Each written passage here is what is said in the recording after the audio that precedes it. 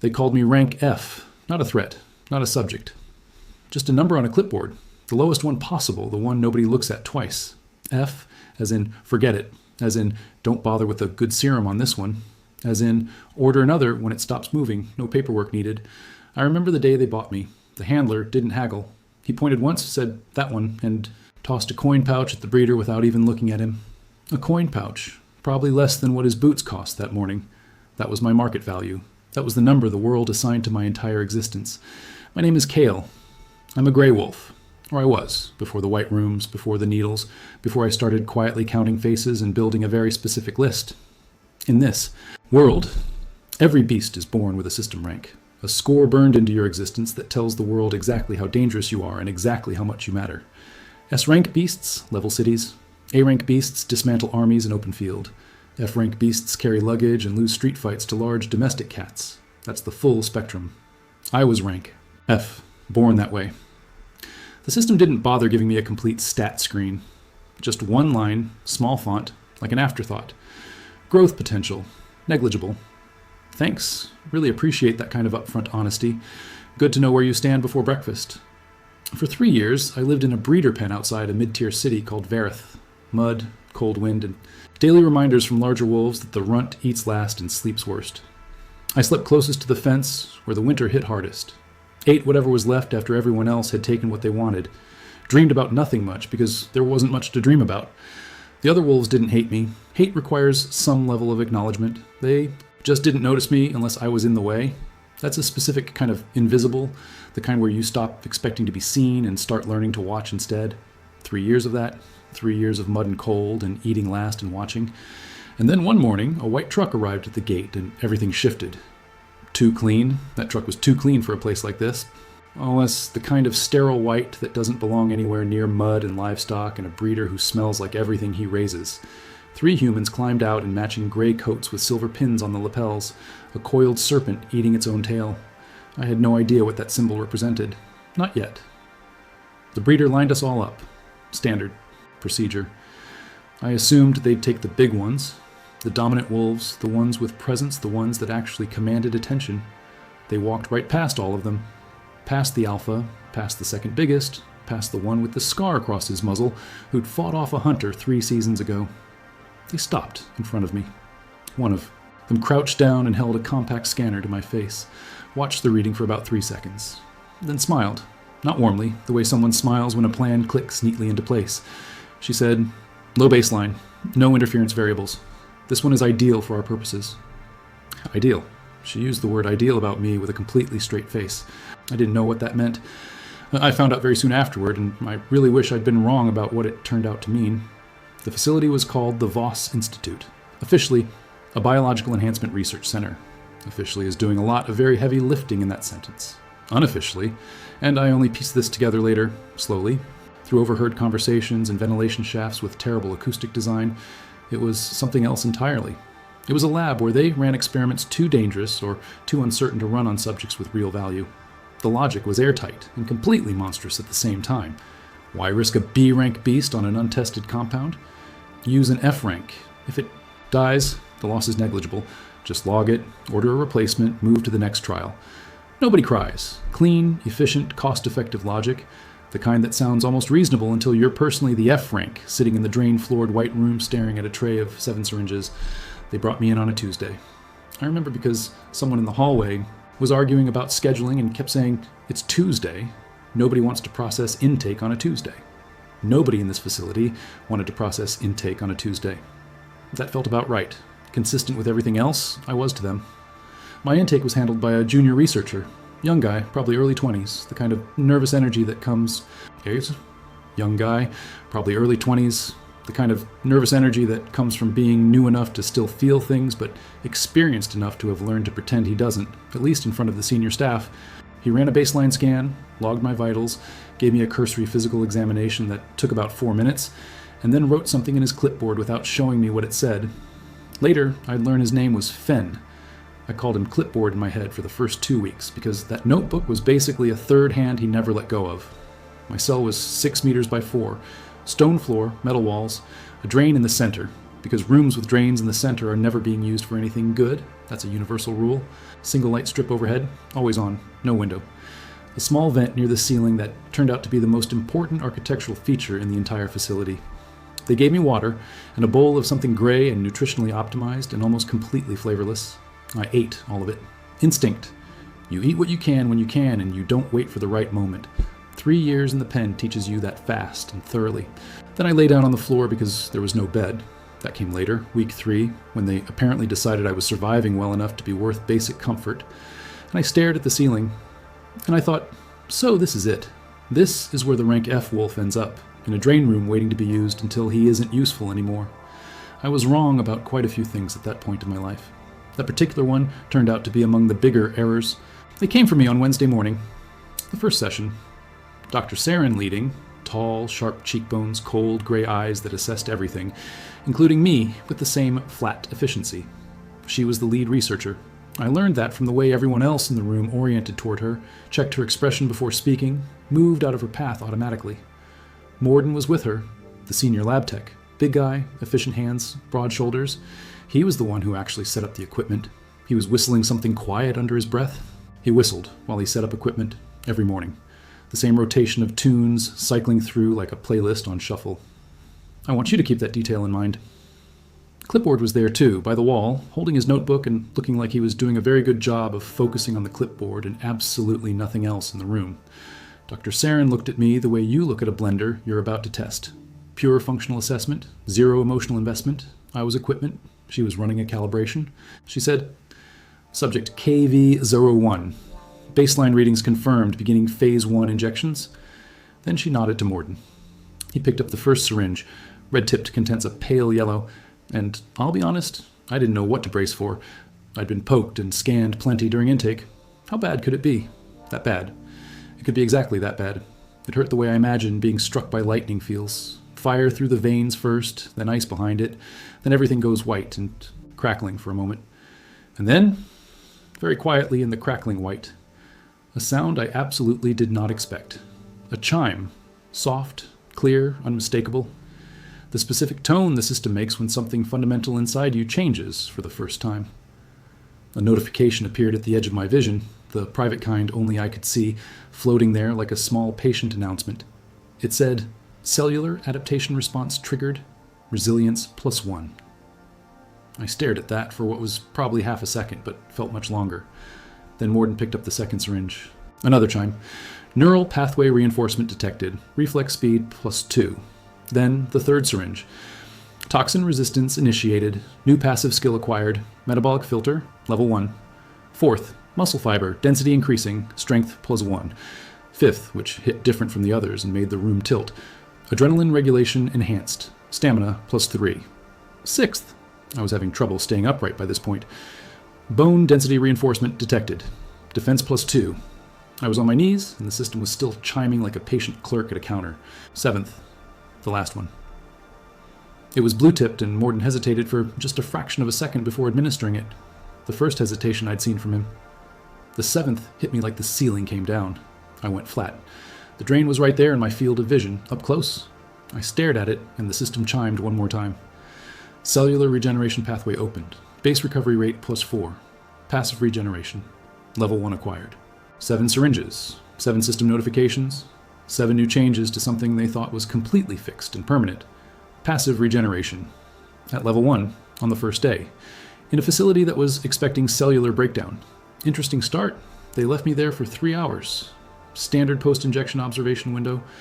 I lay on the floor and let myself hurt and let the system process whatever it was processing and didn't move.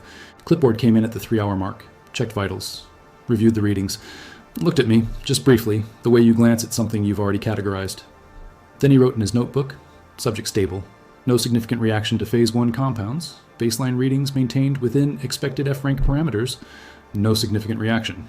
7 notifications, 7 stat increases, 1 new passive skill, and the official record said no significant reaction.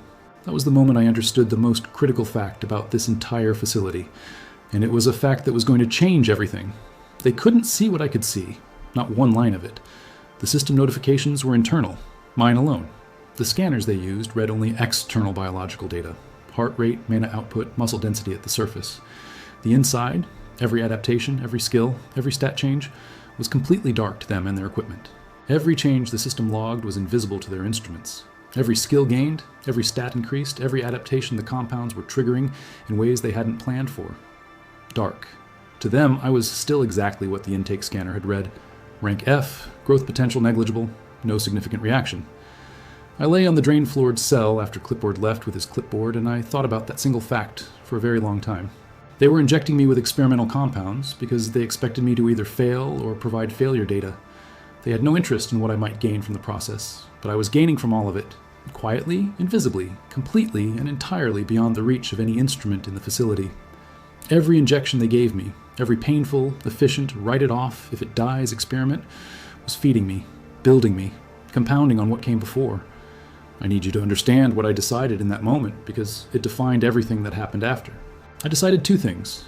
One, I would never show them anything real, not a flicker of what was changing, not a single system notification's worth of evidence that I was becoming something their calibration hadn't accounted for. Two, I would let them keep going. I would survive everything they brought. I would absorb every compound, every stress test, every trial they had planned, and I would take everything from it. They were building their experiment. I was building something else entirely, on their budget, on their timeline, inside their facility, and they were going to keep doing my training for me. The performances started that same week. Whimper at the right moments. Collapse on schedule. Show confusion and pain in the proportions they expected from an F rank approaching its stress limit. Clipboard would arrive, check the readings, write his notes. No significant reaction. Subject within expected parameters. I gave him exactly what he needed to write that every single time. Week 1 ended. My internal count. 4 new passive skills, 17 stat points above baseline, 1 active skill, metabolic filter, already processing compounds faster than my first session.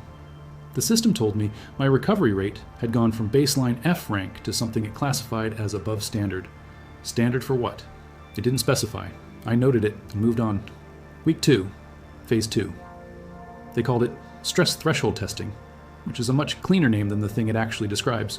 Dr. Sarin briefed the team the morning before with the same calm she brought to everything. We'll be running controlled environmental stress trials to determine maximum endurance thresholds for this subject class. Subject class. That's F-rank beasts. That's me.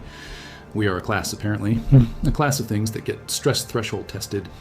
The room they put me in for Phase 2 was different from my cell. Larger. The floor had a different texture. I figured out why when I felt the first pulse run through it.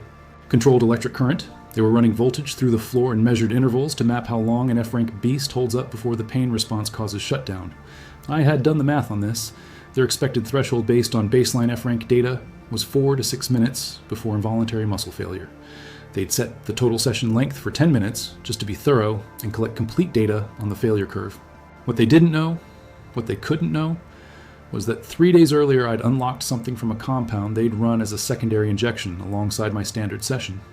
Pain conversion. Level 1. 15% of all pain received is converted to raw experience points. 15%. Every pulse through that floor, every volt of controlled current running up through my paws and legs and spine, 15% of it was going directly into growth. They were literally paying me in experience points to be there and sit through it. With interest, compounding every session, I lasted 19 minutes, not 19 seconds. 19 full minutes, more than 3 times their expected threshold. And I had to perform the shutdown convincingly enough that they stopped the current before anyone in the observation room got suspicious about why an F rank was still upright and conscious at the 19-minute mark. Collapsing is actually something you can do on purpose if you know what you're doing. Let the legs go first, then the core, control the fall so you don't actually injure yourself. Land right and hold still. Clipboard rushed in. Heart rate check, stimulus response test, the standard shutdown protocol battery. He wrote, subject reached threshold at 19 minutes, significant outlier from F-rank baseline, possible measurement error in equipment, flag for calibration review. Possible measurement error in equipment. He decided the equipment was wrong before he considered that I might have actually lasted 19 minutes. I found that genuinely impressive. Meanwhile, I was lying on the floor cataloging the new notifications. 2 more stat increases, stamina up again, and pain conversion had hit level 2. The conversion rate was now 20%. I was getting better at this. Every session was making me better at handling the next session. The curve was going up, and nothing in the facility's model included a variable for that. Week 2 finished. Week 3 started. Phase 3. Compound interaction trials. Dr. Sarin explained it to the team with her characteristic zero-drama delivery. We'll run compounds 7, 12, and 19 in sequence over 3 days. The goal is to observe interaction effects and cumulative stress response. Log all data regardless of subject outcome. Regardless of subject outcome, she said that about me while I was in the room, with the same tone she used for everything else. The junior researcher, Clipboard Fenn, shifted his weight slightly when she said it. First time I'd seen him react physically to anything she said. He wrote something in his notebook. She caught the movement, looked at him. Compound interaction data is only useful if we run the full sequence. Interrupting mid-trial contaminates all prior data. Understood? He said yes. He understood. He wrote something else down. I watched his hands and I watched his face, and I added both to the file I was building on him. Compound 7 came first on a Monday morning. Morden administered it with his usual efficiency and usual background whistling. I'd started recognizing the tunes by this point. The system flagged it within seconds. Unknown biological compound detected. Initiating analysis. Analysis complete. Compound contains trace manna-crystalline structures. Absorption in progress. Absorption, not rejection, not toxic response, not warning, incompatible compound detected. The system looked at what they'd injected and called it food. I felt it move through me differently from the earlier compounds. Warm, specific, like something clicking into a slot that had been empty. The manna-crystalline structures were being integrated. The scan after compound 7 showed, according to Clipboard's clipboard, a mild elevation in systemic temperature, consistent with moderate inflammatory response, within acceptable range. Acceptable range. The system had just absorbed manna-crystalline structures into my cellular structure, and their scan read mild inflammation. We were working with a significant information gap here. Compound 12 was Tuesday. Morden hesitated on that one again, same fraction of a second pause before pressing the plunger. He knew something about 12 that he didn't say out loud. It hit like 12 knew what it was doing and didn't care. The room tilted, hard. Vision went red at the edges and stayed there. Something in my chest felt like it was being physically wrung out. I made the sounds, whimpered, scrabbled at the floor, gave them the full performance of an F-rank beast hitting its stress limit in real time. The cameras in the corners got everything they needed. The system was quiet for 5 seconds. 5 seconds of nothing, while Compound 12 did whatever Compound 12 was doing to my cellular structure. Then, severe cellular stress response detected. Emergency adaptation protocol initiated. New skill unlocked. Rapid cell regeneration, level 1. Rapid cell regeneration, level 1. The compound had pushed hard enough that the system had unlocked a healing mechanism I didn't have before. I could feel it working. Invisible, impossible, stitching damaged tissue back together from the inside at a rate that had no business existing in an F-rank beast's biology. Stitching me back together while I lay there and performed failing for their cameras. Healing in secret while they noted down the performance. The irony was not lost on me. Clipboard's post-session entry, subject showed significant stress response to Compound 12. Recovery appears slower than Compound 7 subjects. Extending observation window to 6 hours. They extended my observation window. More time in the room. More time for the regeneration to work. They gave me recovery time as a medical precaution, and I used every minute of it. Compound 19 was Wednesday. By Wednesday, I had rapid cell regeneration running at a pace that Compound 12's damage was already gone. I felt almost normal walking into the session. Almost normal for a wolf who'd spent 2 weeks being systematically injected with experimental compounds in a drain-floored white room, which is its own kind of normal if you live in it long enough. 19 felt different from the moment it hit. Not painful in the way 12 was, more like a pressure, a density settling into something that had been hollow. The system notification came slower this time, almost considered sounding if a system notification can sound considered. Monocore formation, stage 1 initiated. I stopped breathing for a moment, not because it hurt, because of what it said. Manacore, stage 1, in an F-rank beast. F-rank beasts don't have manacores. This isn't a guideline or a rule that someone made up. It's fundamental biology. F-rank classification literally means your mana capacity is effectively 0. A flicker, a background hum that doesn't register on standard scans. That's what F-rank mana looks like. Not a core, not stage 1 of anything. Except mine wasn't a flicker anymore. It was small, dense, dark, barely lit, like a coal sitting in an ash-gray space that hadn't existed inside me yesterday morning. But it was there, present, real. And coals, given enough air and enough time and enough fuel, have a tendency to become fires that nobody planned for and nobody's prepared to deal with. Dr. Sarin debriefed the director that evening through the facility ventilation. Old building. The acoustic properties of the ductwork were genuinely terrible. The single best feature of the whole place. She sounded measured, satisfied in a contained way. Subject survived the full compound 12-19 sequence. Unexpected resilience, logging as anomalous F-rank durability, likely a statistical outlier. Genetic quirk, possibly. Probably a genetic quirk? Sure, absolutely. That's one theory. A genetic quirk with a monocore and 23 skills, and a pain to experience conversion rate, sitting at 20%. Very quirky. Month 1 closed out on a Friday evening. I lay in the permanent overhead light of my cell and ran the full count before sleeping. 23 skills total, 11 passive, 12 active. Monocore at stage 2. By the time month 1 ended, because the week 4 sessions had continued and continued to feed it. Physical stats more than triple the original baseline. Reflexes, stamina, strength, defense, all of it climbing in numbers that an F-rank beast's stat screen wasn't designed to display cleanly. And my system rank, which their scanners still read as F, internally showed hidden, a category they didn't know existed. I didn't know that was a possible status. I'd never seen it in anything I'd read or heard. Hidden doesn't get explained. It doesn't say too low to measure or insufficient data. It just displays hidden and lets you work out the implications on your own time, in your own cell, under permanent overhead lighting. What I eventually concluded, hidden means the system ran out of boxes to put you in. It can't classify you at your current rank because the current rank categories don't contain what you've become. Not low enough to fit an F, not yet high enough to fit cleanly in whatever comes above it. Somewhere in between, in a space the classification system wasn't built to describe.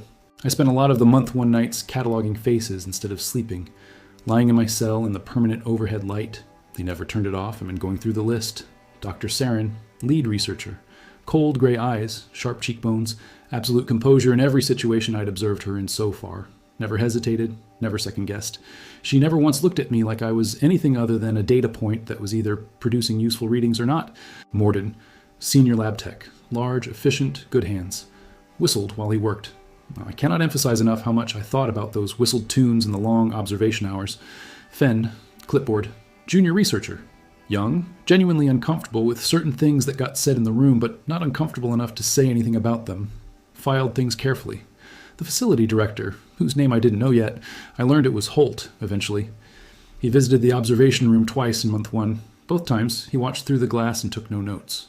The kind of man who builds the machine and then steps back to watch it run from a safe enough distance that none of it touches him directly. I'd met that type before. Different context, same posture, security, 2 guards on rotation, Brim on days. A woman I eventually learned was called Sal on nights. Brim was thorough. Sal cut corners on the 3rd quadrant check every single night without fail. The shift change techs, the intake staff on the days they brought new supplies, the maintenance worker who came on Thursdays to check the ventilation. I watched all of them, every schedule, every habit, every corner cut, every moment of routine that had calcified into automatic behavior. I mapped the facility through them without ever leaving my cell. I wasn't planning an escape yet, not in any concrete sense. What I was building was more foundational than that. Information, timing, a complete picture of the environment I was operating in. The kind of map you need before you start deciding what to do with it. Patience wasn't something I came to naturally. 3 years in the pen had been 3 years of competing for scraps. Fast reactions, immediate responses, take what you can when you can or lose it. The lab was teaching me something the pen had never had the time or structure to teach, something I genuinely hadn't expected to learn here. Sometimes the most powerful move available to you is no move at all. Wait, watch. Let them believe they know exactly what they have. Let them keep delivering their experiments to your door. Let them build you into something they should have thought harder about. And don't let them realize they're doing it until it's far too late. There's a specific kind of patience that isn't passive. It's active as anything. It's constant observation, constant cataloging, constant preparation. It just doesn't look like anything from the outside. That's the entire point and the entire advantage of doing it right. That's the kind I was learning. The kind where you lie on a drain-floored cell floor in permanent artificial light, and you work harder than you ever have in your life, while appearing to do absolutely nothing. Month 2 started on a Monday, which felt appropriate for what it brought. Dr. Sarin announced Phase 4 to the team with her standard briefing tone. High-density mana compound testing, objective of observing cellular breakdown patterns under extreme mana saturation. Cellular breakdown patterns. She expected to watch me come apart at a cellular level and take very thorough notes about the process. She was genuinely interested in how it would go. I heard her describe it through the vent that night. She told the director, "The F-rank subject's anomalous durability makes it ideal for high-density trials. We expect significant breakdown data to emerge in weeks 1 through 2 of the increased density protocol." Significant breakdown data. She expected me to start failing early and fail informatively. That was the plan. That was what Phase 4 was designed to produce. I lay in my cell and listened to the ventilation hum after the voices stopped, and I felt something settle in my chest alongside the monocore. Not anger. Anger is hot and fast, and it narrows your vision down to the immediate. Who's in front of you, what they did, how you respond right now. Anger makes you stupid in very specific ways. This was something else. Colder, slower. The kind of thing that doesn't spike, doesn't fade, just sits in the bones like concrete that's already set and isn't going anywhere regardless of what happens next. Certainty. That's the word I eventually landed on for it. I was going to survive Phase 4. I was going to take everything it had and add it to the count. The monocore was going to grow, and the skills were going to deepen, and the stat numbers were going to climb. And Phase 5, after that. And however many more phases Dr. Saren had in her research plan, all of it.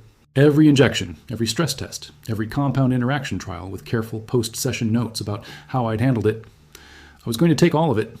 And when the time came, when every experiment had given me everything it had to give, and when the monocore was something that their best scanner would finally notice and couldn't explain, when the skills were layered deep enough that I could stop being careful about hiding them, I would stop performing. I'd let them see what they'd built. Right here in the facility they'd brought me to in a clean white truck because my baseline was low and I had no interference variables. But not yet. The groundwork wasn't finished. 12% to the next evolution threshold. The system had told me that before I'd slept, patient and precise. In the dark, 12%. Fine. I had plenty of time. They were personally going to make sure of that every morning with their trays and their syringes and their complete certainty about what I was. Phase 4, Week 1. Dr. Saren was not wrong that the compounds were intense. She just had the outcome wrong. High-density mana compounds are exactly what they sound like. The mana crystalline content was 20 times what Compound 7 had contained. The pressure of it entering my system was immediate, enormous, and nothing like the earlier phases had been in terms of raw intensity. First session of Phase 4, I went down in 4 minutes. Genuinely? This wasn't performance. My legs just stopped cooperating under the density of what was hitting my cellular structure. The system threw notifications faster than I could read them in sequence. Adaptation responses cascading one after another. Adaptation responses firing in cascade. The monocore expanding in real time. Skills upgrading simultaneously in a way that felt like every internal process I had was running at maximum capacity simultaneously. Every adaptation process the system had running at once, all of them firing in parallel. I came back to full awareness on the floor with 9 new notifications queued up and clipboards standing over me with a scan device and an expression of careful professional neutrality.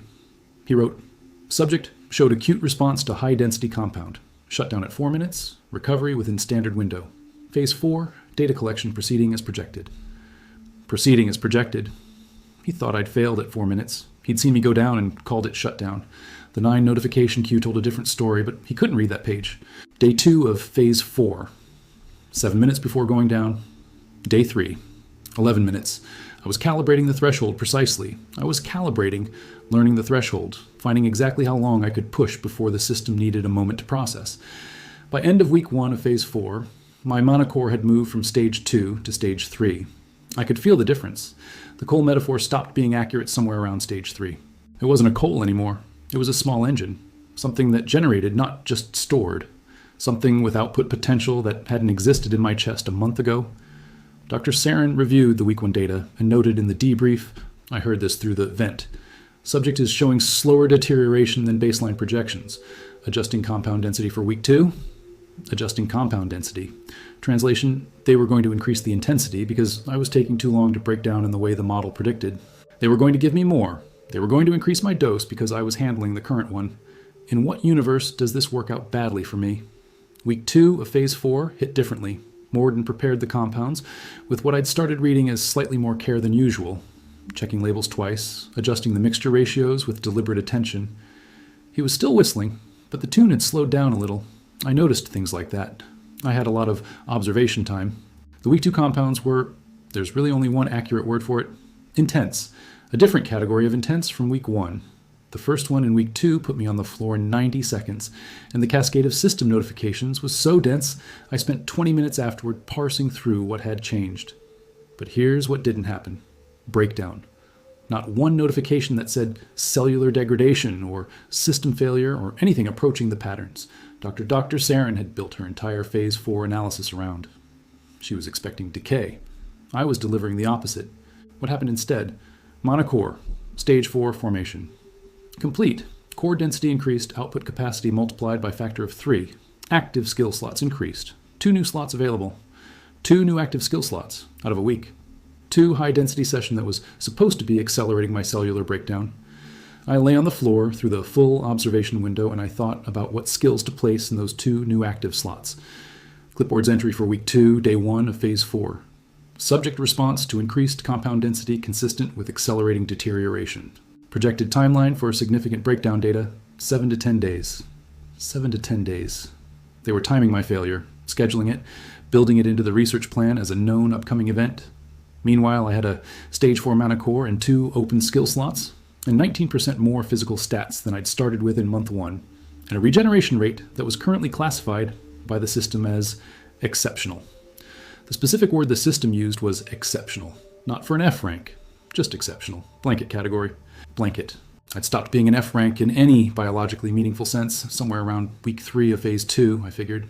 The system just hadn't given me a new label yet because the new label apparently required something I hadn't quite hit, the mana core. That was the key I worked out eventually. System rank classifications are built around mana capacity as the primary variable. F rank, effectively no mana capacity. Everything above, F rank.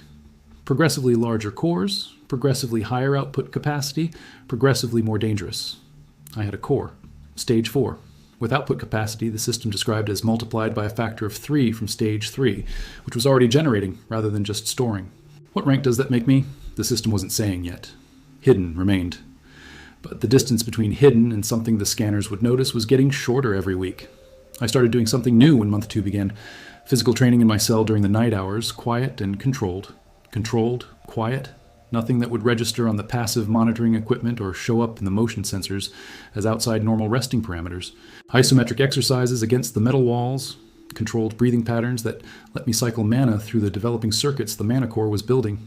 Incremental loading using my own body weight, calculated and progressive, designed not to flag the motion sensors.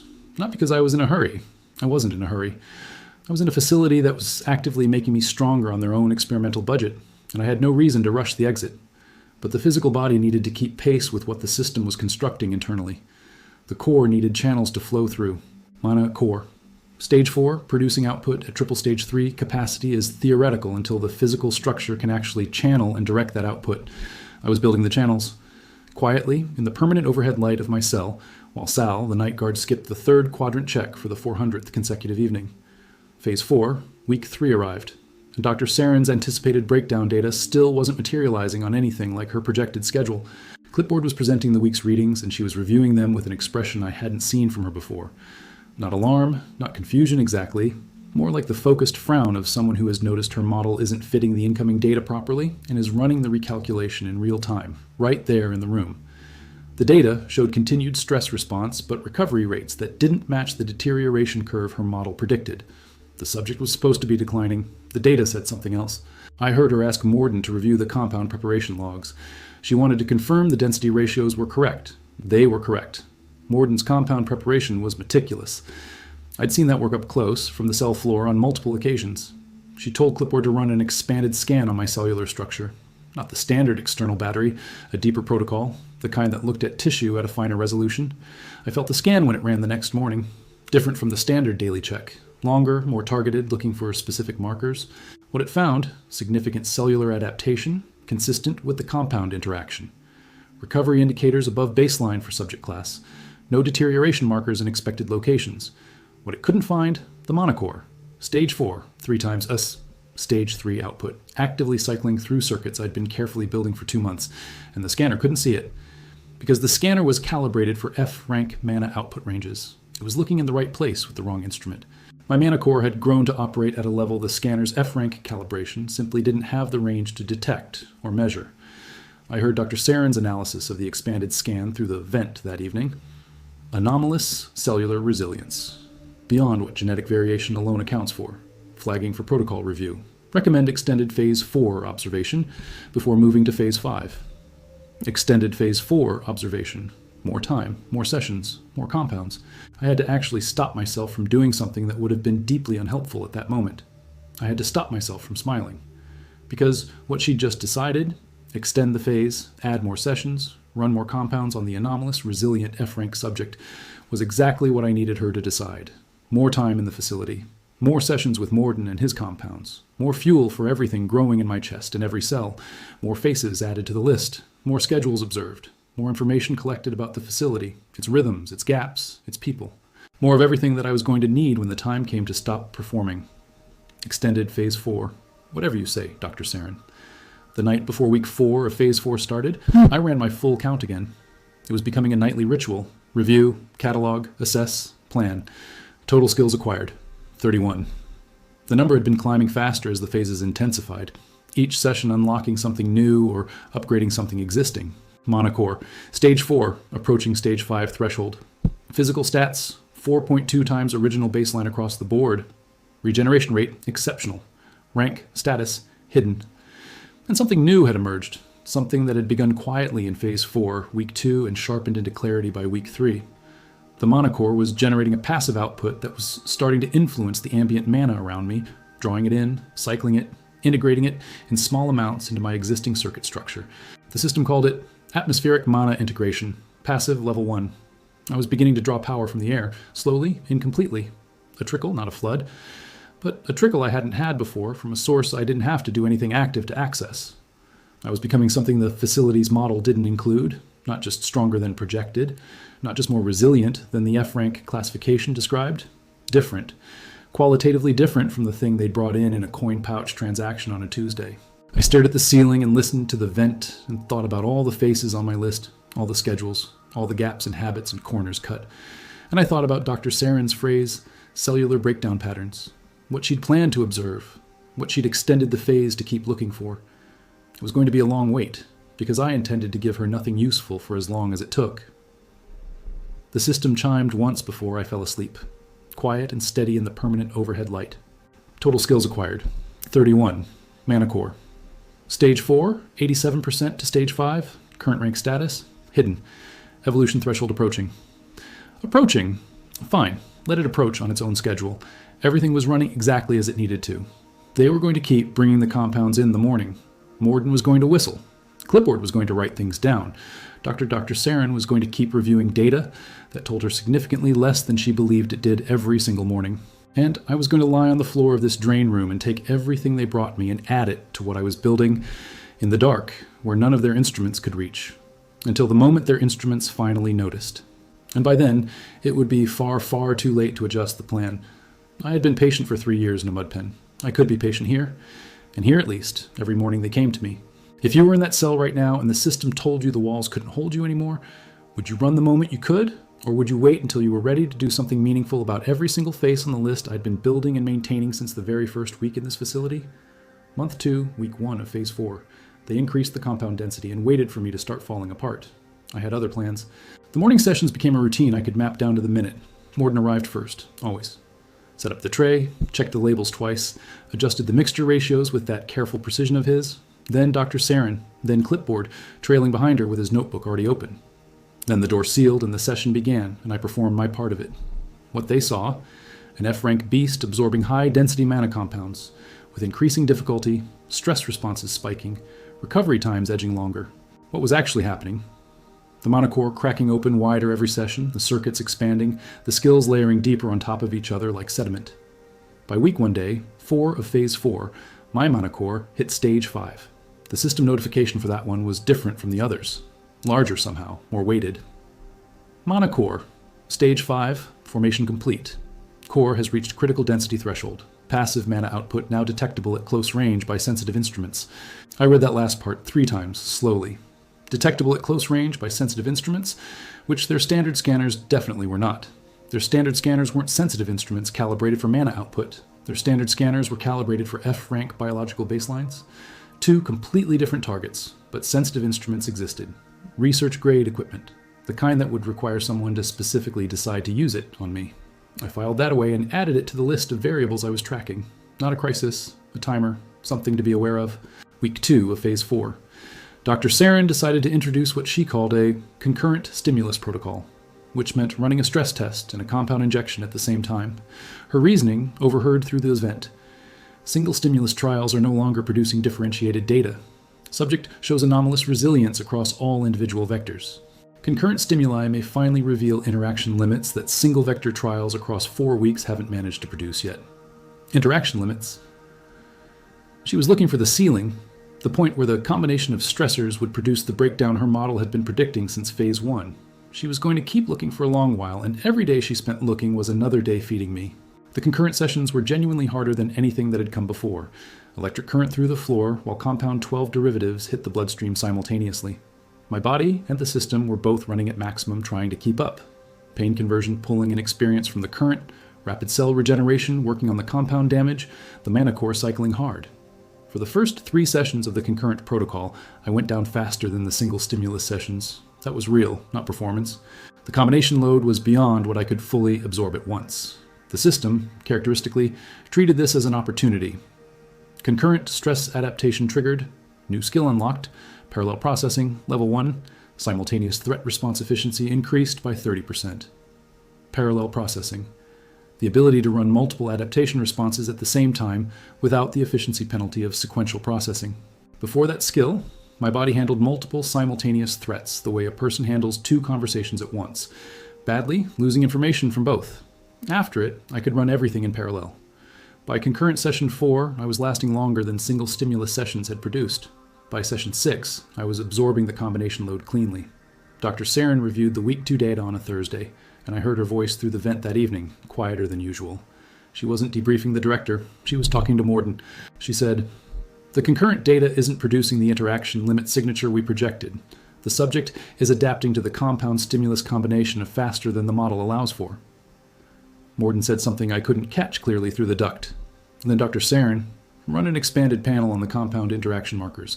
I want to see the full absorption profile." Absorption profile? She was starting to look more carefully at what the compounds were actually doing to my system. That was a different kind of scrutiny than she'd been applying before. I noted it. Increased my performance precision during the sessions. More careful calibration of exactly how much distress to display. Exactly when to show recovery slowing. The goal was to stay inside her model's projected range, even as I exceeded it internally. Give her numbers that kept her searching for an interaction limit rather than questioning the model itself. It worked cleanly for another full week. Then something happened that I genuinely hadn't planned for, which was a new experience by that point. It was a Tuesday, 3 weeks into phase 4. Morden came in alone for the morning check. No Dr. Sarin, no clipboard. Just him and his equipment tray and his background whistle. He ran the standard vitals, scan device across the neck, chest, spine, logged the readings with his usual efficiency. Then he started packing up, and then he stopped. He looked at the scanner readout for about 4 seconds, then he looked at me, then back at the readout. He ran the scan again. Same 4 seconds of looking at the result. He didn't say anything. He packed up his equipment, whistled something slightly slower than his usual tempo, and left. I lay still and thought about what he might have seen. The stage 5. Mana core notification had flagged passive output as detectable at close range by sensitive instruments. His scanner wasn't research grade, but it was newer than the standard intake equipment. More sensitive than what they'd been using in my first weeks. He might have caught something. An edge of the core's passive output bleeding into the mana signature range his device could read. Not enough to be certain, enough to notice. The question was what he was going to do with it. I watched him for the next 3 days. Behavioral tells. The things people do when they're sitting on information they're not sure what to do with. He was quieter during sessions. The whistling dropped out for long stretches and came back slower. He ran the standard scans and added a second pass at the end that wasn't in the protocol. The second pass was on a different setting. I could tell by the sound the device made. Slightly different frequency, longer sweep. He was looking for something specific. On the 3rd day he found what he was looking for. I felt the scan hit differently, more targeted, pulling at something near the core's location. His expression when he read the result was very carefully neutral. He packed up, left, did not immediately go to Dr. Sarin's office. He went to the break room, sat there for 20 minutes based on the schedule I'd memorized, then went back to his workstation and logged his morning session notes. I read the implications of that 20-minute break room pause. He'd found something. He wasn't sure what it was or what it meant, and he was deciding whether to report it before he knew. Morden was thorough and meticulous, and he'd been doing this work long enough to know that partial information causes problems. He was waiting until he could give Dr. Sarin a complete picture. That gave me a window to work with, not a long one. Morden was thorough. But a window is a window. I needed to do 2 things. First, suppress the core's passive output to below his scanner's detection threshold. Second, do it without triggering any new system notifications that might change my external readings in a way that the continuous passive scanning equipment they'd installed would catch and flag. The first was achievable. The monocore could be partially compressed. I discovered this accidentally during one of the night training sessions when I'd been working on mana circuit control. Compressing the core reduced its passive output by routing the generated mana back into the internal circuit structure rather than letting it radiate outward. It was uncomfortable, the equivalent of holding your breath for extended periods, but manageable with practice and discipline. I spent the next 2 nights practicing the compression and establishing a threshold level that would keep the output below what his scanner's new setting could read. On the 4th day after his discovery, Morden ran the targeted scan again. I was holding the core at compressed output. He swept twice, checked the result, and his expression shifted. Not relieved, not satisfied, uncertain. The kind of uncertainty that comes from being almost sure you saw something and then not being able to reproduce the result. He went back to his standard scanning protocol the following day. The second pass sweeps stopped. The whistling came back at its normal tempo. He decided it was instrument noise, calibration artifact, something in the equipment rather than in the subject. I let out the compression over the next 3 days gradually, a slow release that kept the output increasing incrementally rather than jumping back to stage 5 levels all at once. By the end of week 4 of phase 4, everything was back to normal. Morden was whistling. Dr. Saren was reviewing data that continued to not show her the interaction limits she was looking for, and I had learned something new. I could control the core's output actively, compress it, throttle it, direct it. That was a capability I hadn't known I had until Morden's scanner made it necessary to develop. One more thing they'd accidentally given me by pushing harder than their model recommended. The end of phase 4 came on a Wednesday. Dr. Saren announced it in the morning session with no particular drama. The phase was producing diminishing returns on the breakdown data curve, time to move forward. Phase 5, she called it integrated response testing, a new set of compounds designed to interact with whatever adaptations the previous phases had produced. The compounds, she explained in the hallway debrief I caught through the vent, were synthesized from markers found in higher rank beast biology, B rank and above. The idea was to see how an F rank system responded to stimuli designed for a fundamentally more capable organism. There was a subtext to this that I picked up from the way she phrased it. She wasn't completely sure anymore that I was a standard F rank. The phase 4 data had been anomalous enough across enough metrics that she was clearly in the process of adjusting her working hypothesis. She didn't know what I was, but she was starting to think I might be something slightly more interesting than a genetic quirk. Phase 5, Session 1. The compound was different in a way I felt immediately. Thicker, more complex, like the earlier compounds had been written in simple sentences, and this one was a full paragraph. The system took longer to analyze it, 8 seconds of processing instead of the usual 2. Then, B-rank biological marker compound detected. Analysis complete. Analysis complete. Compound contains growth factors specific to higher rank mana circuit architecture. Absorption in progress. Growth factors for higher rank mana circuits. They were injecting me with compounds designed to stimulate the biological systems of B rank and above beasts. In an F rank subject, this should have either done nothing or caused severe rejection response. Their model presumably included both possibilities as outcomes to observe. What it actually did triggered a cascade I hadn't experienced before. Not the familiar adaptation sequence, something deeper, more structural, like the foundations were shifting. A higher rank circuit integration. Stage 1 initiated. Existing mana circuit structure undergoing architectural upgrade. Warning. Process will require significant mana output to complete. Architectural upgrade. The compound wasn't adding to what I had. It was restructuring it, rebuilding the circuit layout toward the configuration of a higher rank beast's mana system. The mana cost was real and immediate. The core dropped from stage 5 output to stage 3 equivalent within the first hour as the architectural process pulled reserves to fuel itself. I felt genuinely depleted for the first time since early phase 2. Not because the compound was damaging me, because the upgrade process was expensive and I was paying for it in real time. I went down in 6 minutes during that session. Not performance. Genuine shutdown from resource depletion.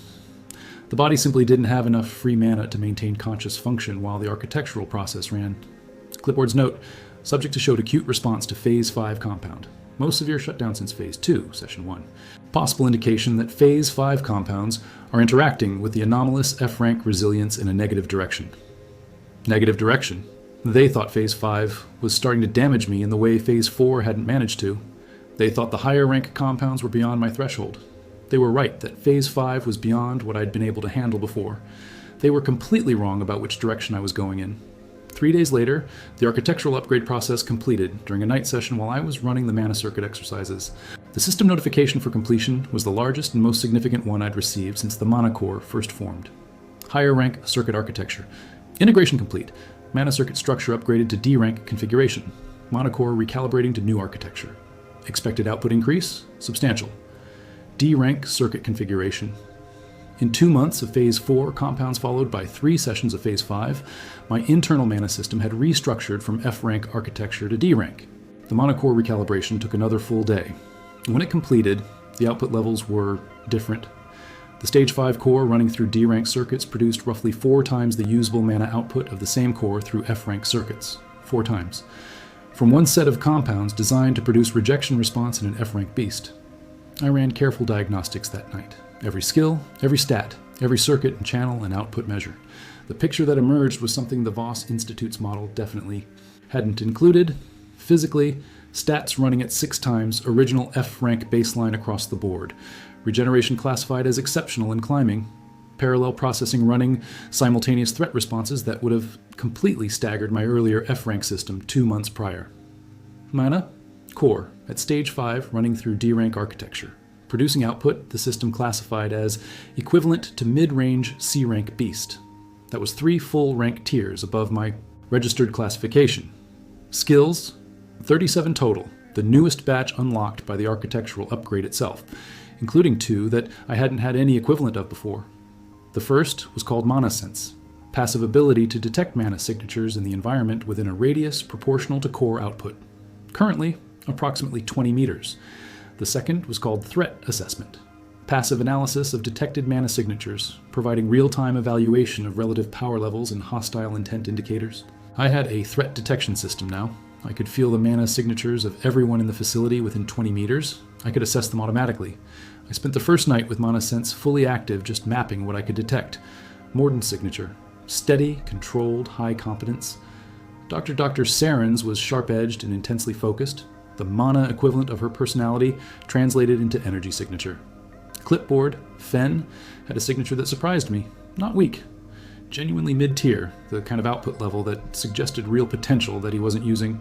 Sitting in that notebook and observation role when the mana signature suggested he could do considerably more. I filed that detail away. It felt important in a way I didn't have full context for yet. Security guard Brim's signature, professional baseline, regularly maintained. Guard Sal's, lower, less focused, consistent with the corner cutting I'd observed in her patrol behavior. I could feel the facility breathing through 20 meters of mana sense. Every person, every active piece of equipment, every room adjacent to mine. It was like suddenly being able to hear in a frequency that had always existed, but that I'd previously had no organ to detect with. The facility director Holt visited that week, first time since early Phase 3. I felt his signature through the walls before I heard his footsteps. Strong, controlled, the kind of mana density that only develops through years of deliberate high-level practice and maintained cultivation. He was considerably more powerful than anyone else in the facility. That was useful information, that the threat assessment skill filed away automatically. He looked at me through the observation glass. I lay on my cell floor and looked like an F-rank beast recovering from a difficult Phase 5 session. He made a note on his tablet and left. Dr. Saren met with him in the hallway. I caught fragments through the vent. Phase 5, producing unexpected results. Compound interaction more complex than modeled. Extending observation period. He said, "Keep me updated. If the subject is showing genuine response to the higher rank compounds, there may be value in escalating the protocol parameters. More intense, faster timeline." He was interested in what Phase 5 was producing, just not for the reason Dr. Saren had in mind. I thought about that hallway exchange for a long time that night, running the implications in different directions. Holt wasn't just the facility director. He was invested in whatever the research was building toward. The Voss Institute wasn't just a place that ran experiments. It was producing something, working toward a specific outcome that involved whatever was sitting on level 3 behind the shielding. I still didn't know what that outcome was, but it involved whatever my unusual response to the compounds was generating. And the director was interested enough to accelerate. That meant the timeline was compressing. They weren't going to let Phase 5 run at the same pace Phase 4 had. They were going to push harder and faster, which meant I needed to accelerate my own preparation considerably beyond the careful pace I'd been comfortable maintaining. I ran the facility map in my head that night. 6 weeks of observation data. Every schedule, every gap, every habit, every structural element I'd identified through ManaSense. The facility was larger than my initial estimate. 3 underground levels, the bottom 2 accessible only through keyed access points. My cell was on level 1. The main lab was level 1. Dr. Saren's office, the observation room, and my cell were all level 1. The entire daily operational layer of the facility. The equipment storage and the compound synthesis lab were level 2. I'd mapped them by sound and mana signature. The synthesis equipment had a distinctive mana output pattern when active. Level 3. I couldn't map completely. The mana signatures from that level were present but muffled, shielded, probably deliberately. Something shielded and deliberate, something the standard facility traffic had no reason to visit or interact with. The exit. Main entrance level 1, keyed, monitored at all hours. Secondary exit level 1, the emergency protocol door, keyed differently. It opened from inside without a key in full emergency activation. I'd confirmed that by watching Brim run an emergency drill on week 3. Exits weren't my current problem. I wasn't leaving yet. The current problem was Phase 5 escalating faster than I'd anticipated, and what that meant for my preparation timeline. I needed 2 more things before the exit question became relevant. First, information on what Level 3 contained. Second, full integration of the D-rank circuit architecture into active. Combat capability. The circuit upgrade had restructured my mana system. But restructuring and operational mastery are different things. I had the architecture. I didn't yet have full fluency with it. A D-rank mana system running at C-rank equivalent output, used by someone who still moved and fought with F-rank instincts, was worse than either a D-rank or an F-rank working correctly. The instincts needed to catch up to the system carrying them, so the night training sessions intensified significantly. Phase 5, Week 2. They escalated exactly as the director had indicated. Compound concentrations increased 30%. Session frequency went from once daily to twice daily. Dr. Saren added a new element, a monitoring setup she called continuous passive scanning. Equipment positioned around my cell that ran background mana analysis at all hours rather than just during active measurement sessions, as their previous handheld scanning equipment had always done before this upgrade. I felt the scanning equipment's mana signature the moment they installed it. A low, steady pulse about 5 meters to my left. Not the same as their handheld scanners. More sensitive baseline. Continuous passive scanning was a problem, not an immediate crisis, but a real constraint. The equipment would catch the core's passive output if I let it run at stage 5 levels without compression.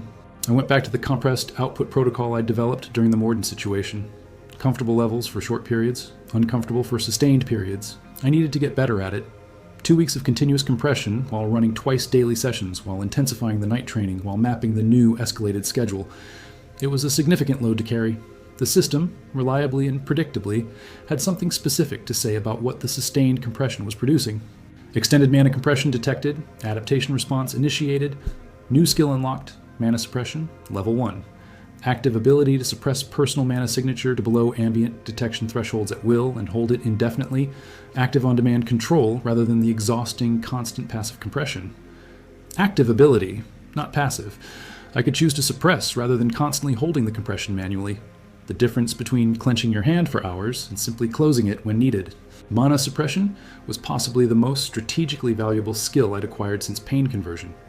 The ability to voluntarily disappear from mana detection at will changed the calculation on almost every strategic variable I was actively managing and tracking simultaneously in my preparation timeline. I activated it experimentally that night. The continuous scanning equipment flatlined on my signature. Not a reduction, a complete absence. I dropped out of its detection range entirely. I held it for 10 minutes, then released it, slowly. The scanner signature returned gradually, back to the compressed output level I'd been maintaining. Nothing flagged. I could go invisible to their instruments whenever I chose, and they'd just spent a week installing the equipment designed to watch me continuously.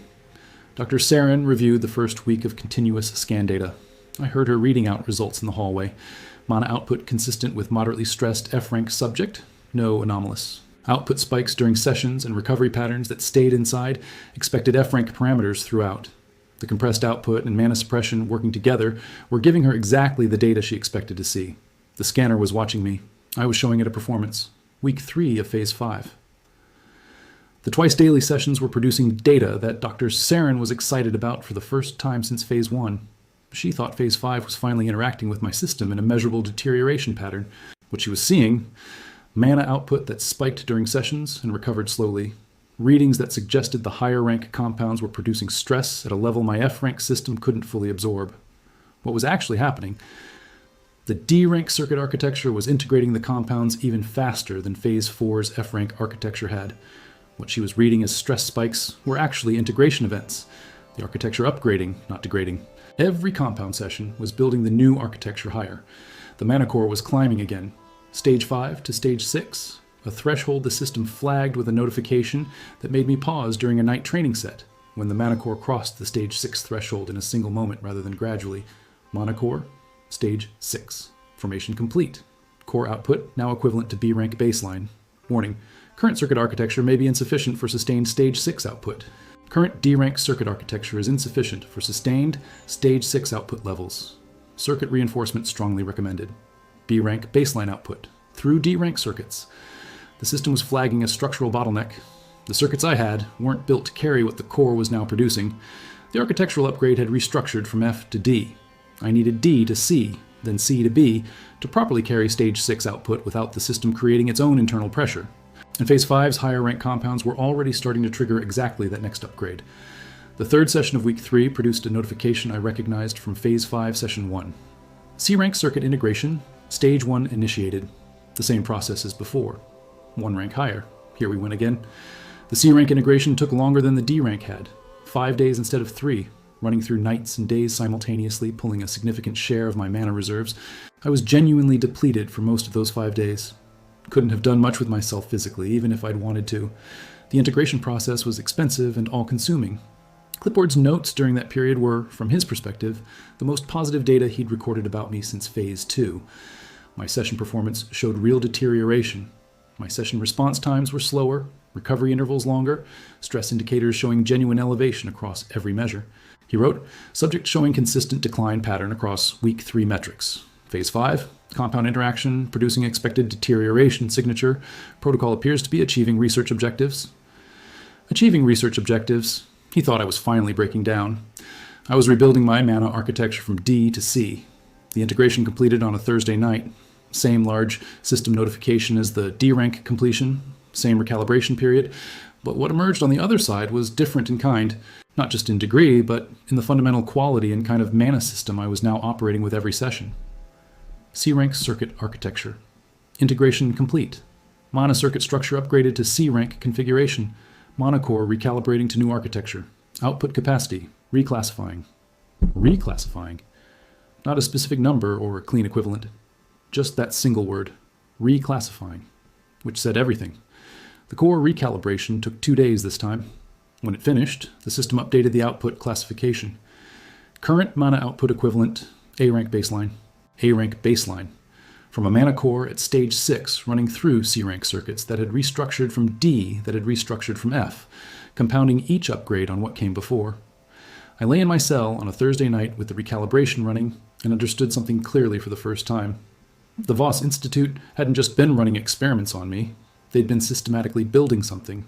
The compounds, the phases, the escalating protocols. Whether they knew it or not, the entire sequence of phases had been constructing a systematic process toward a defined endpoint. A process that started with an F-rank beast with low baseline and no interference variables, and proceeded to run it through every compound and stress vector they had, escalating when they'd been trying to produce breakdown data. What they'd actually produced was something with A-rank mana output, 41 skills, C-rank circuit architecture, and a very detailed map of their facility. I thought about Dr. Saren's phrase from Phase 4, cellular breakdown patterns. That was what she'd been looking for since month 1. She was going to find something very different. But not yet. I still had variables to resolve. Level 3, what was down there? What the facility was ultimately working toward, and my own combat integration. The instincts needed to catch up.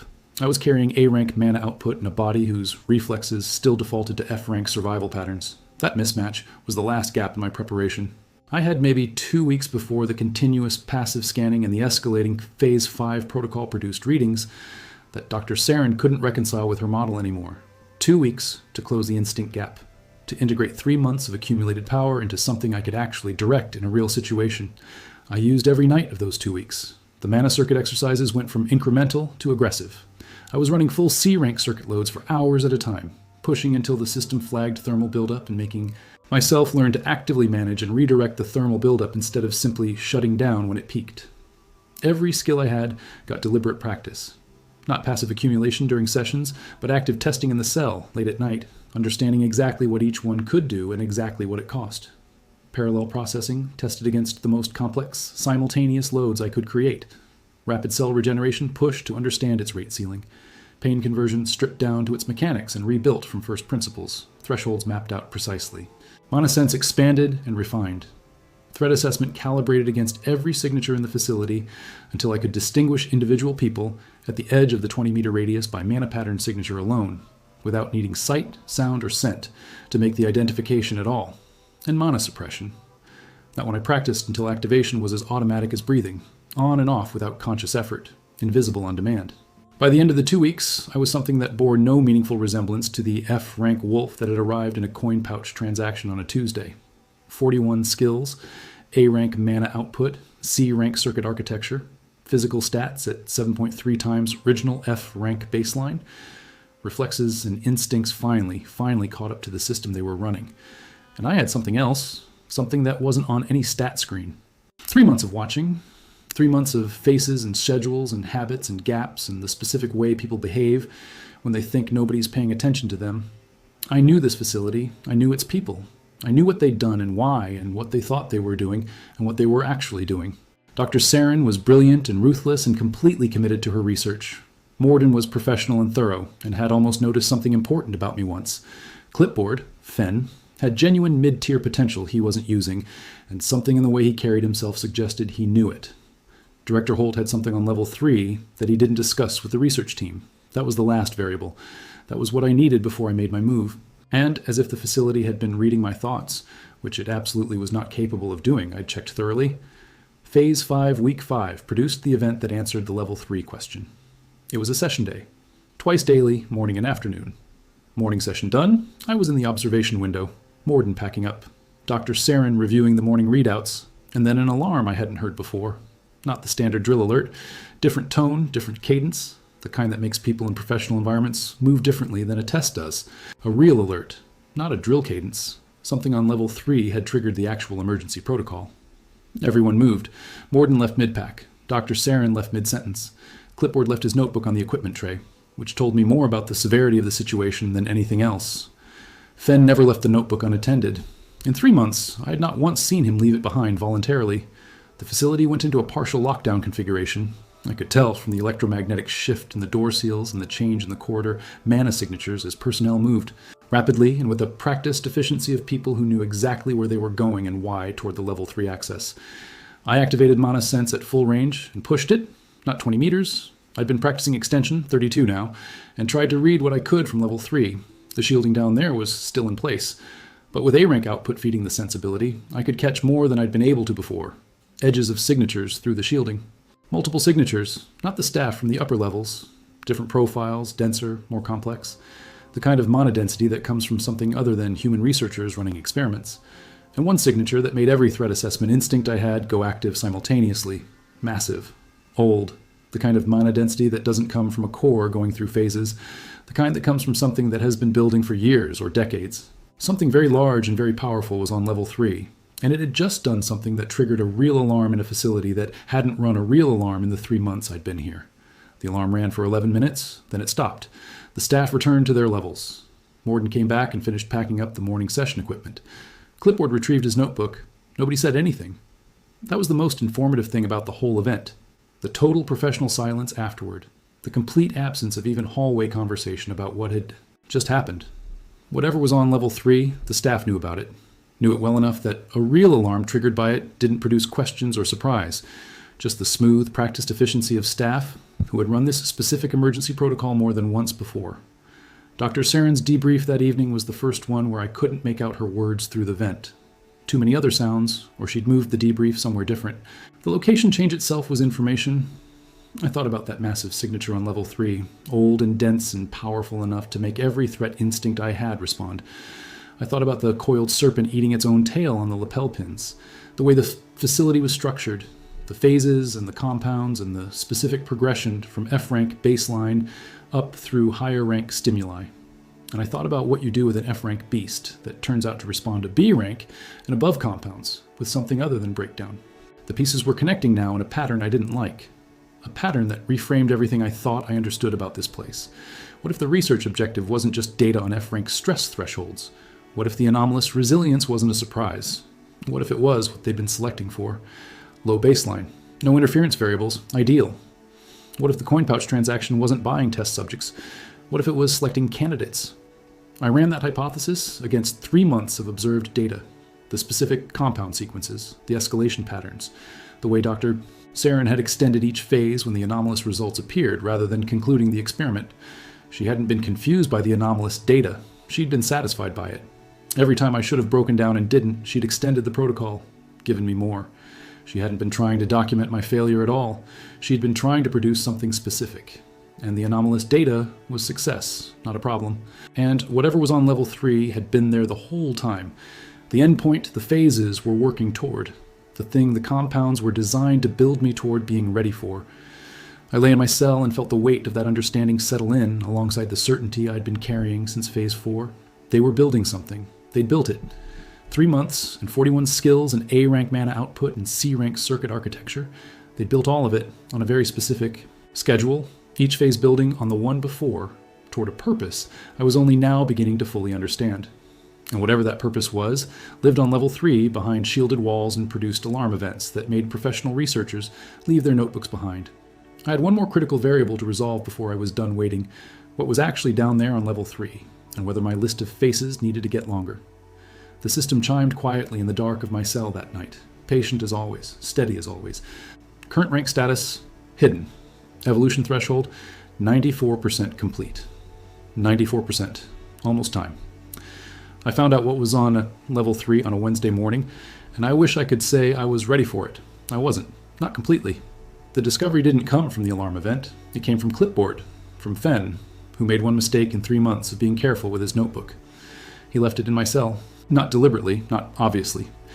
He'd come in for the morning scan, set the notebook on the equipment tray while he adjusted the scan device settings, run the session, and left.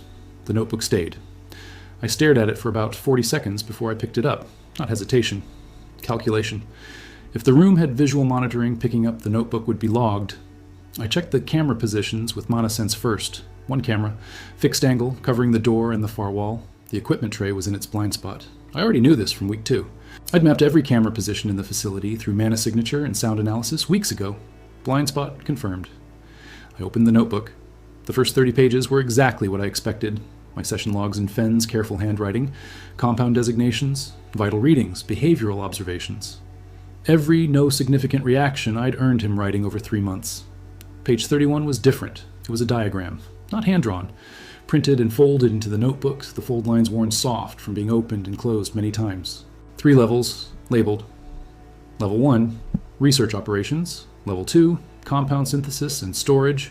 Level 3, subject prime, containment. Subject prime, containment. There was a second diagram on the same page, a schematic of whatever was in the containment space. I looked at it for a long time. I'd felt the signature through the shielding during the alarm event. Massive, dense, old. The schematic confirmed what the signature had suggested. What they had on level 3 was not human. It was not a standard beast either. The schematic labeled it simply Alpha Class Specimen, Pre-Institute Acquisition, Current Status, Stable Containment, Phase Ready. Phase Ready. That was the same language they used for my daily session schedule, and it was applied to whatever was sitting in that containment unit. I put the notebook back on the equipment tray exactly where it had been. Same angle, same position. I had a photographic memory now. One of the skills unlocked in Phase 3 the memory restructuring skill from Phase 3 had completely rebuilt my recall architecture into something reliable and permanent. I lay back down on the floor and thought about what Phase Ready meant when applied to something labeled Alpha Class in a containment unit 3 levels below where I was sitting. The compounds, the phases, the careful escalation from F-rank baseline up through D-rank circuits and C-rank architecture. The way Dr. Saren had extended every phase that produced anomalous data instead of concluding the study. She hadn't been surprised. She'd been satisfied. They weren't building data. They weren't studying F-rank stress thresholds. They were building a candidate, something that could survive contact with whatever was in that containment unit. The coiled serpent eating its own tail. A symbol of something consuming itself to grow, of cycles that feed back into themselves. Subject Prime was the endpoint of the entire protocol. I was the process being systematically refined to reach it in a state they could use. Fen came back for the notebook 11 minutes later. He looked at the tray, looked at the notebook, looked at me, then picked it up and left without saying anything. His mana signature when he left was different from his usual. Elevated, tense. He knew he'd left it. He was calculating whether I'd read it. I gave him nothing. F-rank beast in recovery position, eyes half closed, breathing slow. The performance he'd been watching for 3 months and had no reason to doubt. He didn't report it. I confirmed that through the vent over the next 2 days. No change in Dr. Saren's behavior, no additional security measures, no protocol adjustments. He hadn't told her. He decided I couldn't have understood what I'd seen even if I'd looked at it. F. Rank beasts don't read facility schematics. F-rank beasts don't retain complex diagrams. Finn was profoundly wrong about F-rank beasts and schematics. But his being wrong bought me uninterrupted time, and I wasn't going to waste a second of it. I ran the full calculation that night. Everything I knew, everything I'd built, everything I'd been waiting to figure out, laid out against the new information from the notebook. They needed me phase ready for whatever was on level 3. That meant they weren't going to stop the compounds. They were going to keep building me until I hit whatever threshold their model defined as ready, which meant I still had time. However long it took their protocol to decide I'd reached the target, that was my remaining window. The question was, what was I going to do with it? Option 1, wait longer. Let them continue building me, accumulate more capability, reach a higher threshold before I made my move. Option 2, move now, use what I had. The gap between my current capability and the facility's containment ability was already significant. I'd been modeling it for weeks. Option 3, get to level 3 first. Find out exactly what Subject Prime was before they decided I was ready to meet it on their terms. I thought about that third option for a long time. If Subject Prime was the endpoint, if the entire research program was building toward whatever contact with it was supposed to produce, then understanding it before they controlled the understanding. It before Holt controlled the context was worth considerable risk. After calculating it fully, I chose option 3. The execution required precision. The level 3 access point was a keyed door at the end of the level 1 main corridor. Key card plus biometric scan, monitored by a camera I couldn't blind without triggering an alert. Brim covered days, Sal covered nights. Sal skipped the third quadrant check consistently. I'd confirmed that on 62 consecutive nights. Her route left a 14-minute window between the second quadrant check completion and the start of the fourth. 14 minutes. The access point was 40 meters from my cell. The level 3 interior was unknown beyond the schematic. I'd need mana sense at full extension and mana suppression active the entire time. The cell door was the first problem, keyed from outside. Standard electromagnetic lock. The same frequency I'd been feeling with mana sense for 3 months. I'd been thinking about that lock since week 6. The electromagnetic lock ran current through a specific circuit to maintain the sealed state. Interrupt the current and the lock defaulted to open. Building safety code in case of power failure. With C-rank circuit architecture and A-rank output, I could generate a focused mana pulse at the exact frequency of the lock circuit. Not a blast, a precise resonance that would interrupt the current without triggering the general power sensors. I'd been practicing the frequency in quiet during night training sessions. Not on the lock, on small pieces of metal I kept from meal trays, testing the resonance on items the monitoring. Equipment that had been scattered around my cell since week 4 had absolutely no calibrated reason to monitor or flag. By the time I decided on option 3, I could hit the frequency on demand and hold it for 30 seconds.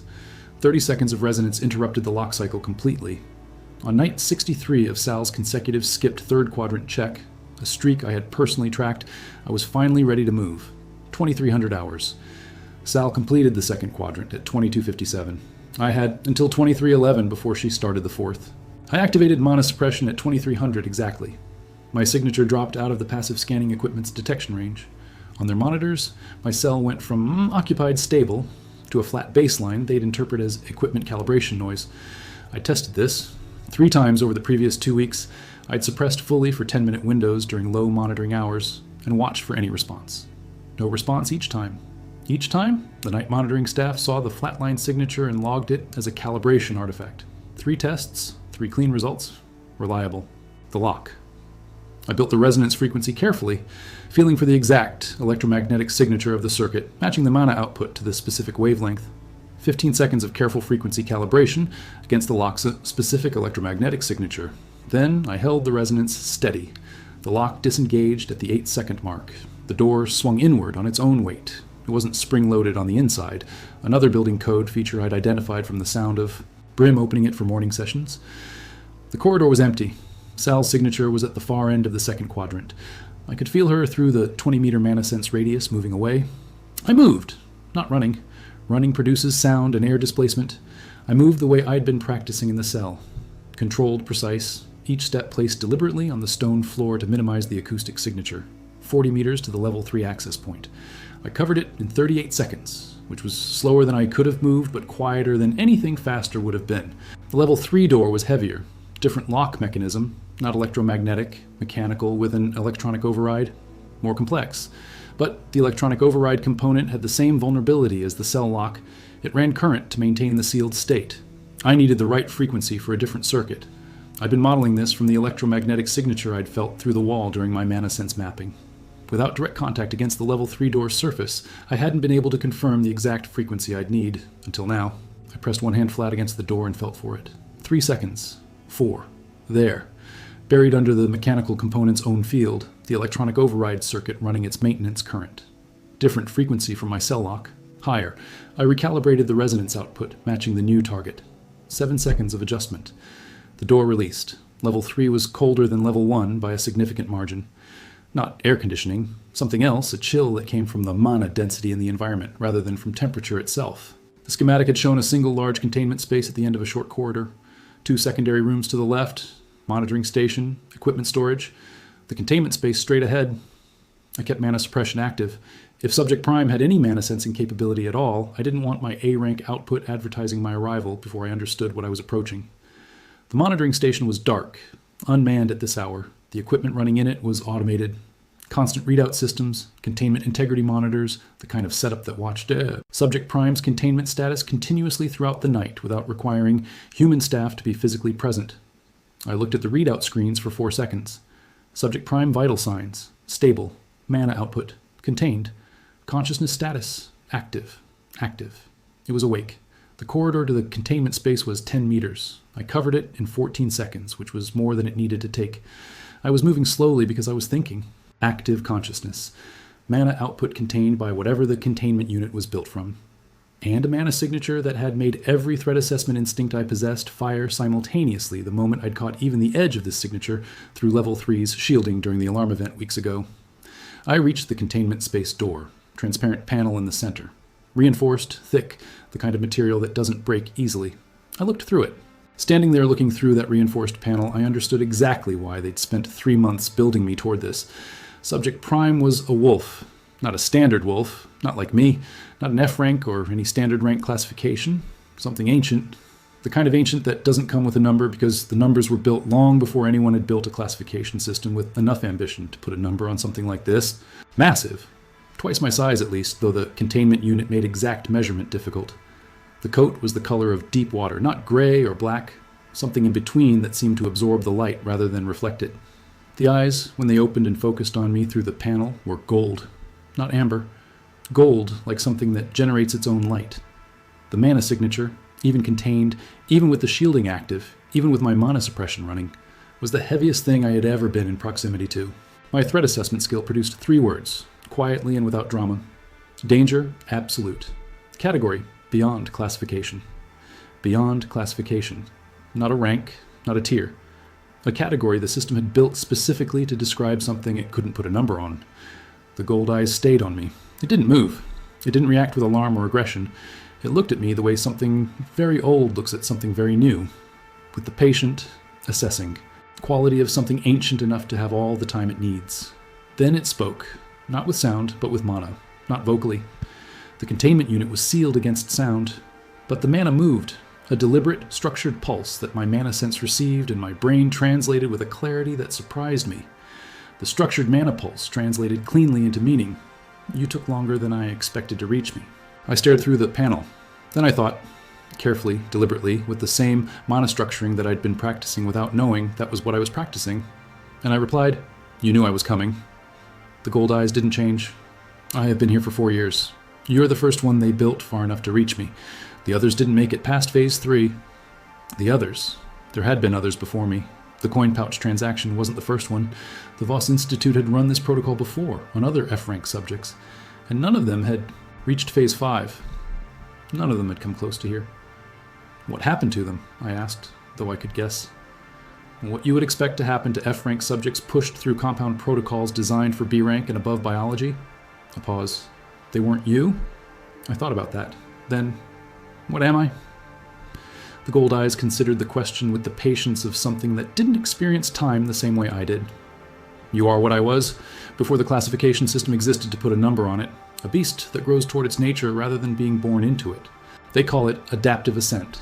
It hasn't occurred naturally in recorded history. They've been trying to force produce it for years. Adaptive ascent. A name for what I was. A name for what the compound phases had been building toward. Not producing it from nothing, but accelerating a process that was already native to my biology. Every injection, every stress test, every carefully escalating phase, they hadn't been giving me something foreign. They'd been feeding a process that was already mine, just dormant, just waiting for enough pressure to start. The endpoint, I said. Subject prime, phase ready. What is that supposed to mean? What do they want to happen when they put me in there with you? They want to observe contact between an adaptive ascent subject at threshold and a beyond classification specimen. They believe the contact event will accelerate the final stage of ascent, push you across the threshold into whatever you become on the other side. And what's on the other side? The gold eyes moved, not an expression exactly, but something that registered in my threat assessment as close to what amusement might look like in something ancient. You're asking the wrong question. The question isn't what's on the other side. The question is what the Voss Institute intends to do with you once you're there. I thought about Director Holt's voice through the vent. Escalate the protocol parameters. The coiled serpent, a facility that's selected for candidates rather than subjects. The pin on 3 gray coats. Now they want to own it, I said. Whatever comes out on the other side of the contact event, they want to control it.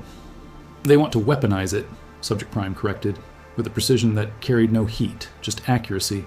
There is a difference. Control implies the controlled party retains some agency. What they intend for you once you cross the threshold is considerably more complete than anything simple control would describe. Weaponize. Take whatever adaptive ascent produced and direct it. Point it. Use it for the purposes of whoever was running the Voss Institute and whatever the coiled serpent organization actually was. I looked at the gold eyes through this panel. How long have you been letting them think they were working toward this? Since the first month. The containment unit is adequate for a cooperative subject. It has not been adequate for me for approximately 3 years and 7 months.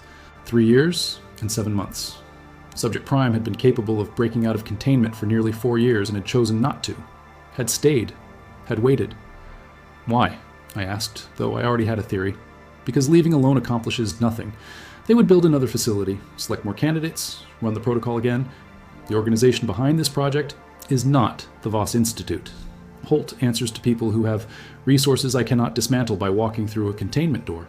But you can't do it alone. No. And you cannot do what needs to be done with what you currently have. But the contact event, on our terms, not theirs, accelerates your adaptive ascent the same way their controlled contact event was originally intended to produce. The critical difference is entirely in what happens after. I stood in the cold corridor of Level 3 at 23 minutes past the hour with Sal's 4th quadrant check starting in approximately 2 minutes, and I made a decision that I'd technically been building toward for 3 months without knowing that was what I was building toward. Tell me what I need to know, I said. Not tonight. You have 90 seconds before the night security pattern creates a detection risk. Go back to your cell. Come back in 3 nights. I will show you what I've learned about them in 4 years that you cannot learn in 3 months. 90 seconds. I was already moving before the thought completed. I retraced the corridor at the same controlled pace. Level 3 door, resonance frequency, sealed behind me. Level 1 corridor, 40 meters, 36 seconds. Cell door, resonance, locked behind me. I was back on the floor in recovery position at 23:12.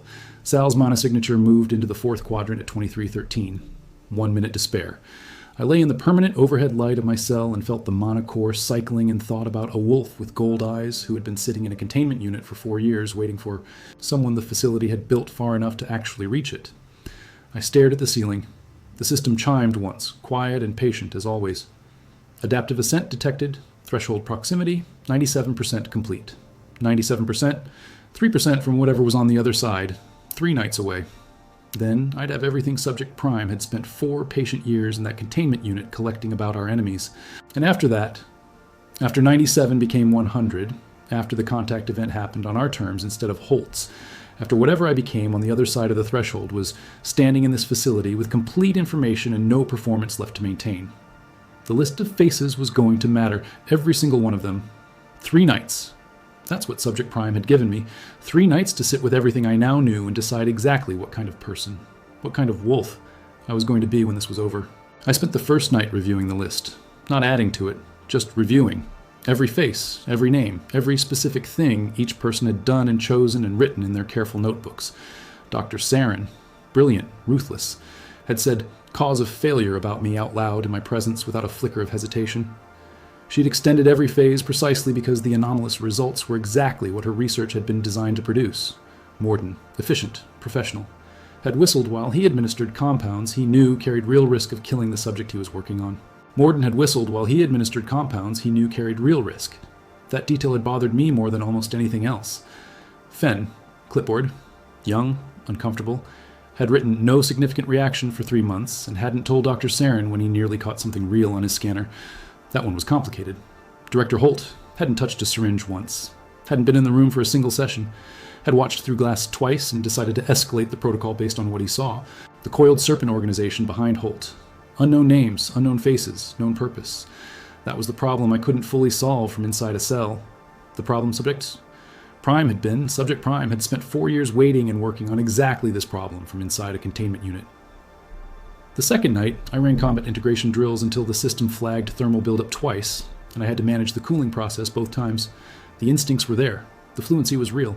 Whatever I was carrying now, I could actually direct and use. The third night, on schedule, I went back down to level 3. Same sequence, 2300 hours. Sal's third quadrant skipped at 2257. Mana suppression active. Cell lock resonance. Corridor in 38 seconds. Level 3, door resonance. The cold air and dense mana of the lower level receiving me as I moved toward the containment space. Subject Prime was exactly where I'd left it. The gold eyes opened before I reached the panel. It had felt me coming through the shielding despite the suppression, which told me something. The fact that it felt my approach despite active suppression told me something useful about the gap between us. I said, 3 nights. It said, you spent one of them running combat drills, and the other 2 thinking. Not a question. A statement delivered with the same patient accuracy as everything else it said. You could feel that through the containment shielding. I have had 4 years to learn this facility's rhythms. Your cell's acoustic signature changes when you're active. You have been active during every night cycle for weeks. But the last 2 nights carried a noticeably different quality of thought. 4 years of listening to acoustic signatures through containment walls. I filed that detail in the category of things that made me glad Subject Prime was apparently not hostile to me. What do you know about the organization behind this? I said. The Coiled Serpent. The Ouroboros pin they all wear. The gold eyes didn't move. They call themselves the Ouroboros Compact. They have operated continuously for approximately 200 years. The Voss Institute is one of 47 active research facilities they fund and direct simultaneously across multiple continents. 47 facilities, not one lab, with one strange agenda. 47, running simultaneously across 2 centuries of uninterrupted operation. I let that settle. 47 facilities, running simultaneously for 200 years. I steadied myself. What is the Compact trying to build? They are not trying to build anything. They are trying to restore something.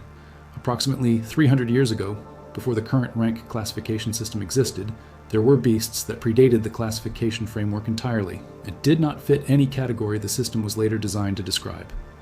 Like you, I said. Like what I was before they captured me. Beyond classification is the system's way of saying it does not have adequate language. The Compact has better language. The Compact has a better word for what I am and what you are in the process of becoming. They call it a sovereign. Sovereign, not a rank. A category that predated the whole framework. Something the classification system had been built around the absence of, rather than around the presence of. I absorbed that for a moment. They want to restore sovereigns, I said. So, why? What does a sovereign give them? Because a sovereign in service to an organization that controls it is worth more than any army, any political alliance, any conventional resource the Compact currently possesses. They have been working toward this for 200 years, because the natural emergence of a sovereign happens perhaps once per century. Once per century. And the Compact had been trying to force produce it for 200 years across 47 facilities. The Voss Institute was one attempt among dozens running right now, simultaneously. How many of the other facilities have succeeded? The Gold Eyes held their patience. None. You are the first adaptive ascent subject in the Compact's recorded history to reach threshold, which is why Director Holt received a communication from Compact leadership 3 days ago ordering him to accelerate the final phase. 3 days ago, the night after I'd come down here the first time. While I was lying in my cell running implications, the Compact's leadership had been telling Holt to move faster. I looked at the Gold Eyes. How do you know about a communication sent 3 days ago to Director Holt? Because Holt's office is directly above this containment unit, and he has never replaced the ventilation connection between the 2 spaces, despite my indicating its existence to the installation team during Year 1. I stared at the Gold Eyes through the panel. You told them about it, and they didn't fix it. They did not believe I could use acoustic information in any meaningful way. F-rank beasts are not considered capable of complex information processing. Every researcher the Compact has employed carries a persistent blind spot on that specific assumption about confined beasts. I thought about Fenn writing no significant reaction for 3 months. The blind spot was consistent across the entire organization. In practical terms, I said carefully, what does accelerating the final phase actually mean for the timeline we're working with? It means they will move to Phase 6 within 48 hours. Phase 6 is the contact event. Direct exposure to my mana field, uncontained, designed to push you across the Sovereign. Threshold in a controlled environment where they can observe and immediately begin the binding process. Binding process. I didn't know that term. What is the binding process? A technique the Compact has developed over 2 centuries of failed attempts. When a beast crosses a major power threshold in a state of extreme vulnerability, the threshold moment itself, when the system is restructuring and all defenses are temporarily suspended, a skilled practitioner can imprint a directive architecture into the newly formed capability structure. I understood what that meant immediately, and I didn't like any part of it. They were going to wait for the exact moment I crossed the Sovereign threshold, the moment of maximum vulnerability, and stamp something into the new structure that would make me theirs. How long does the threshold moment last? For most subjects, approximately 90 seconds. During that window, the new capability architecture is fluid. After it solidifies, the binding is permanent and cannot be removed without completely destroying the entire newly formed Sovereign capability architecture in the process of attempting to remove it. 90 seconds of vulnerability. And they were going to have Phase 6 ready in 48 hours so that Holt could be there, with his binding practitioner waiting for the window.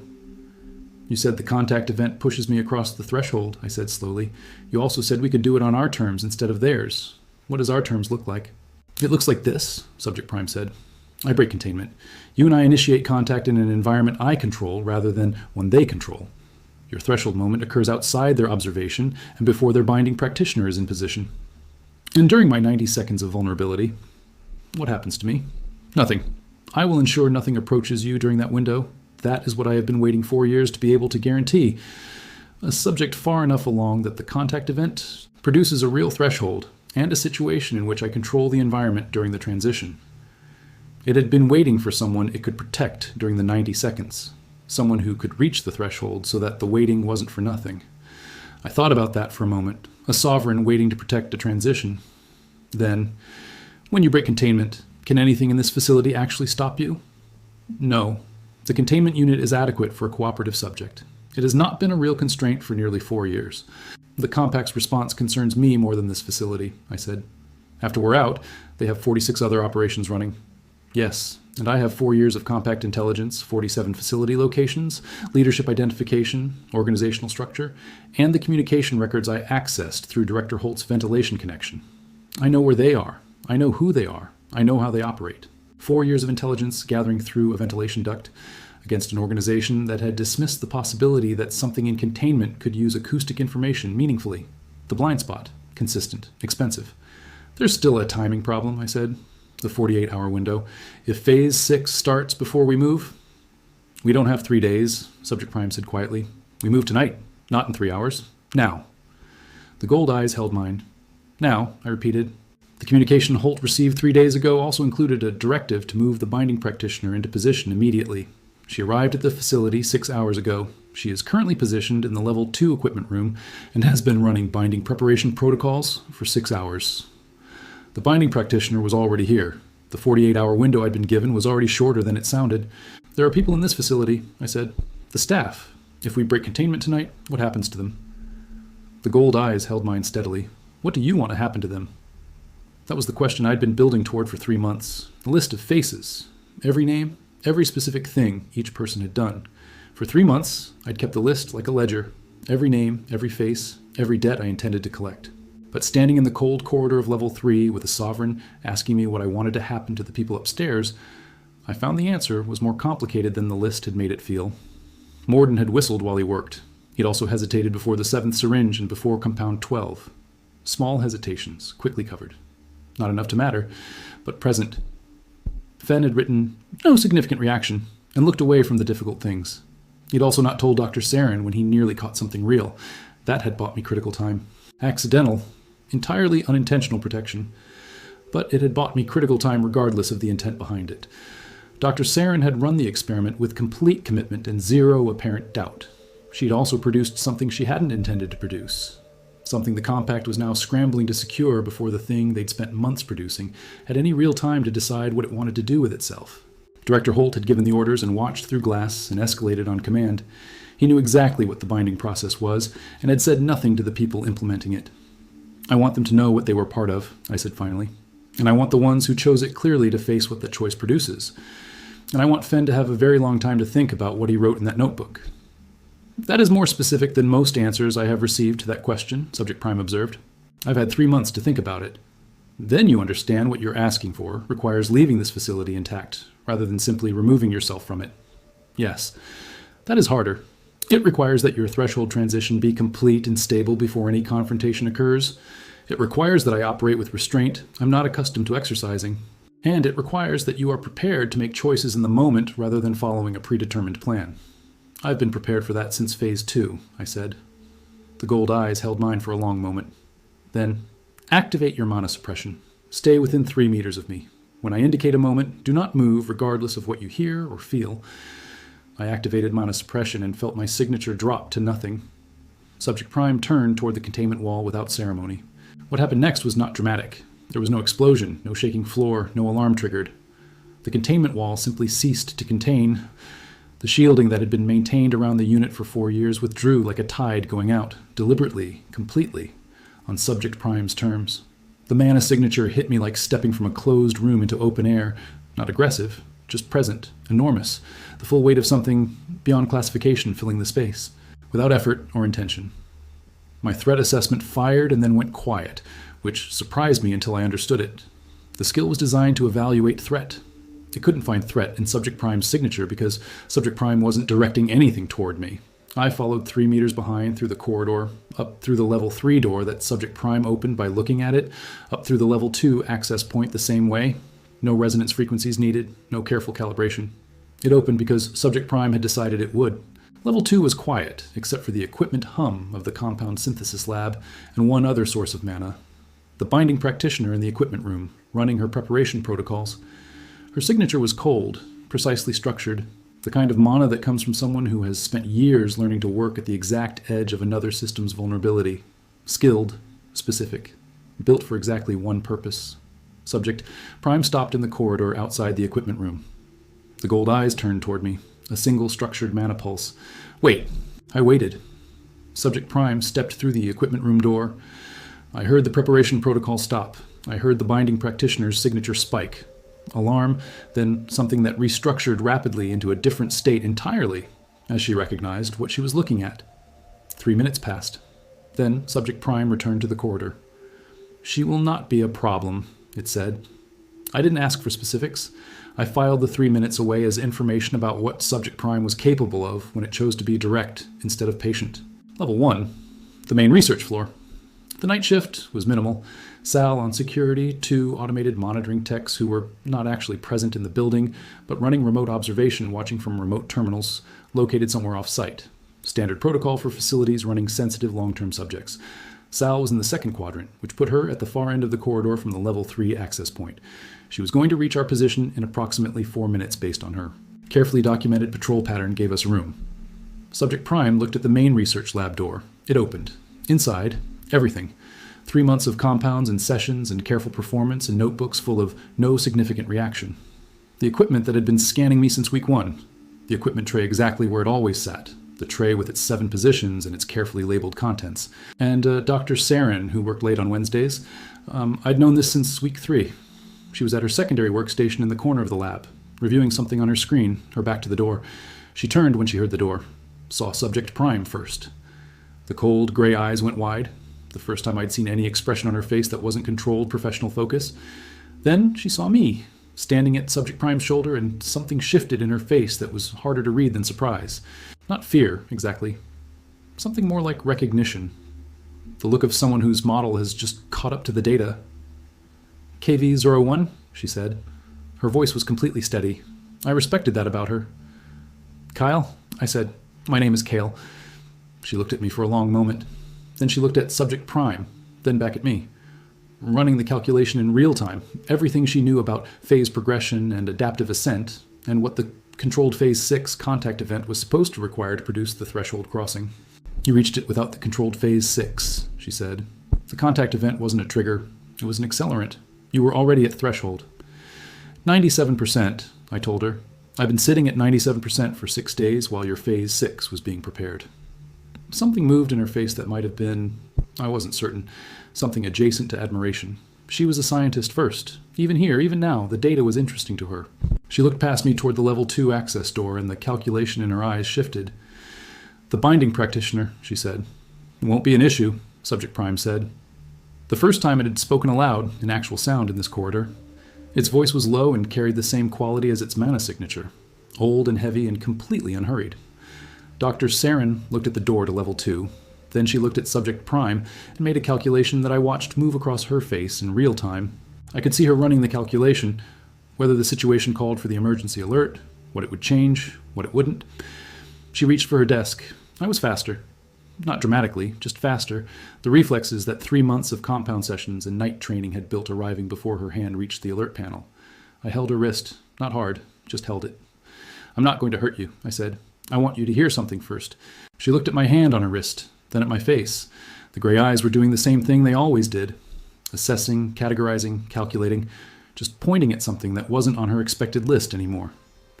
You understand what the binding process was designed to do, I said. It wasn't a question. Yes. A pause that felt different. You designed phase 6 knowing exactly what the binding process would do. Another pause? Yes. Did Fen know? The pause was longer this time. No, Fen was not briefed on the full protocol. He was brought in as a standard junior researcher. The binding component is classified above his level. I filed that. Then, does Morden know?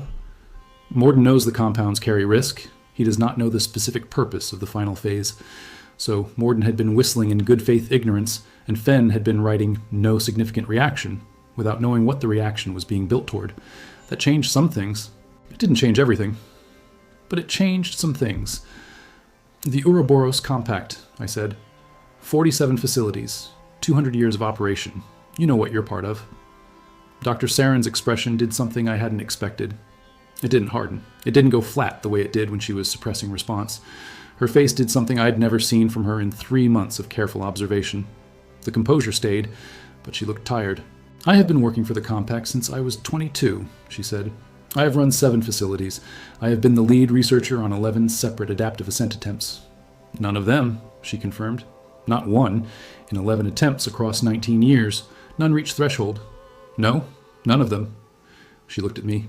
You were the first. In 11 attempts across 19 years, you were the first subject to reach threshold. And you did it. She stopped. While performing for your cameras the entire time, I finished. While giving you precisely what you needed to see to keep going. Yes. A pause that felt different from her usual measured silences. The binding process. You know what it would have done. Made me yours. Made me the Compact's, permanently. Yes. She looked at Subject Prime again, then back at me.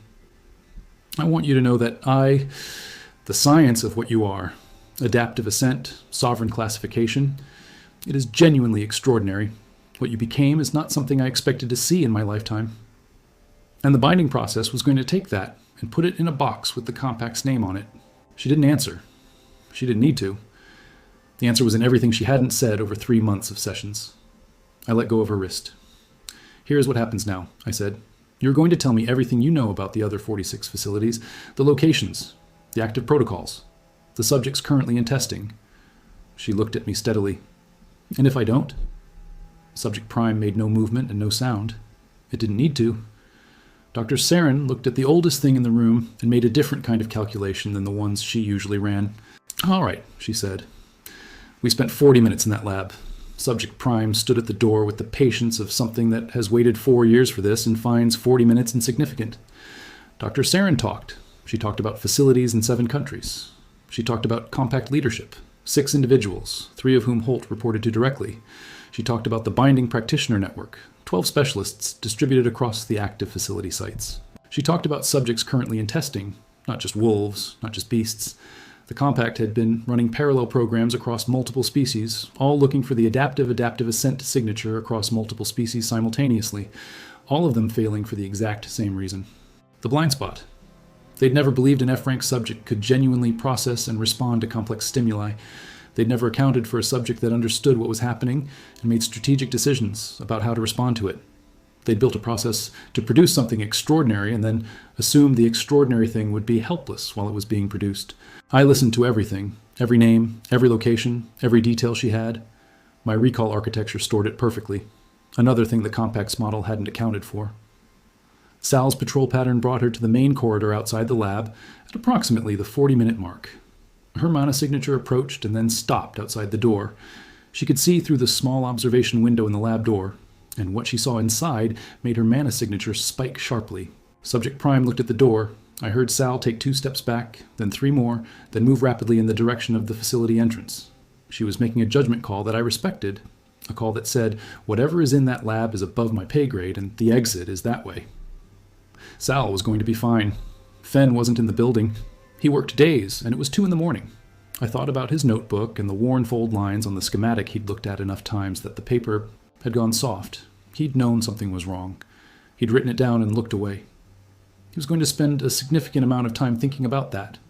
Director Holt was in his office on level 1. I knew because his mana signature was present, steady, controlled, the practiced density of someone who maintained their cultivation even during late office hours. He felt Subject Prime before I opened his office door. I know because his signature changed. Not much, but enough. The specific shift that happens when someone with real experience suddenly understands that something has gone wrong in a way their prepared responses don't cover. He was standing when we entered, behind his desk with the posture of someone who intended to maintain authority through body language alone, because body language was the only card he had left to play. He looked at Subject Prime for a long moment, then he looked at me. KV-01, he said. Kyle, Subject Prime said before I could. His name is Kale. Something moved in Holt's face at the sound of Subject Prime's voice. I think it was the first time he'd heard it. He'd watched through glass twice. He'd read reports. He'd never heard it speak. The Compact will send containment teams, he said. You understand that. This facility has a status reporting system. When it goes dark, the protocol activates automatically. I know, I said. I've known about the status reporting system since week 4. The automated signal runs through the Level 2 communications array.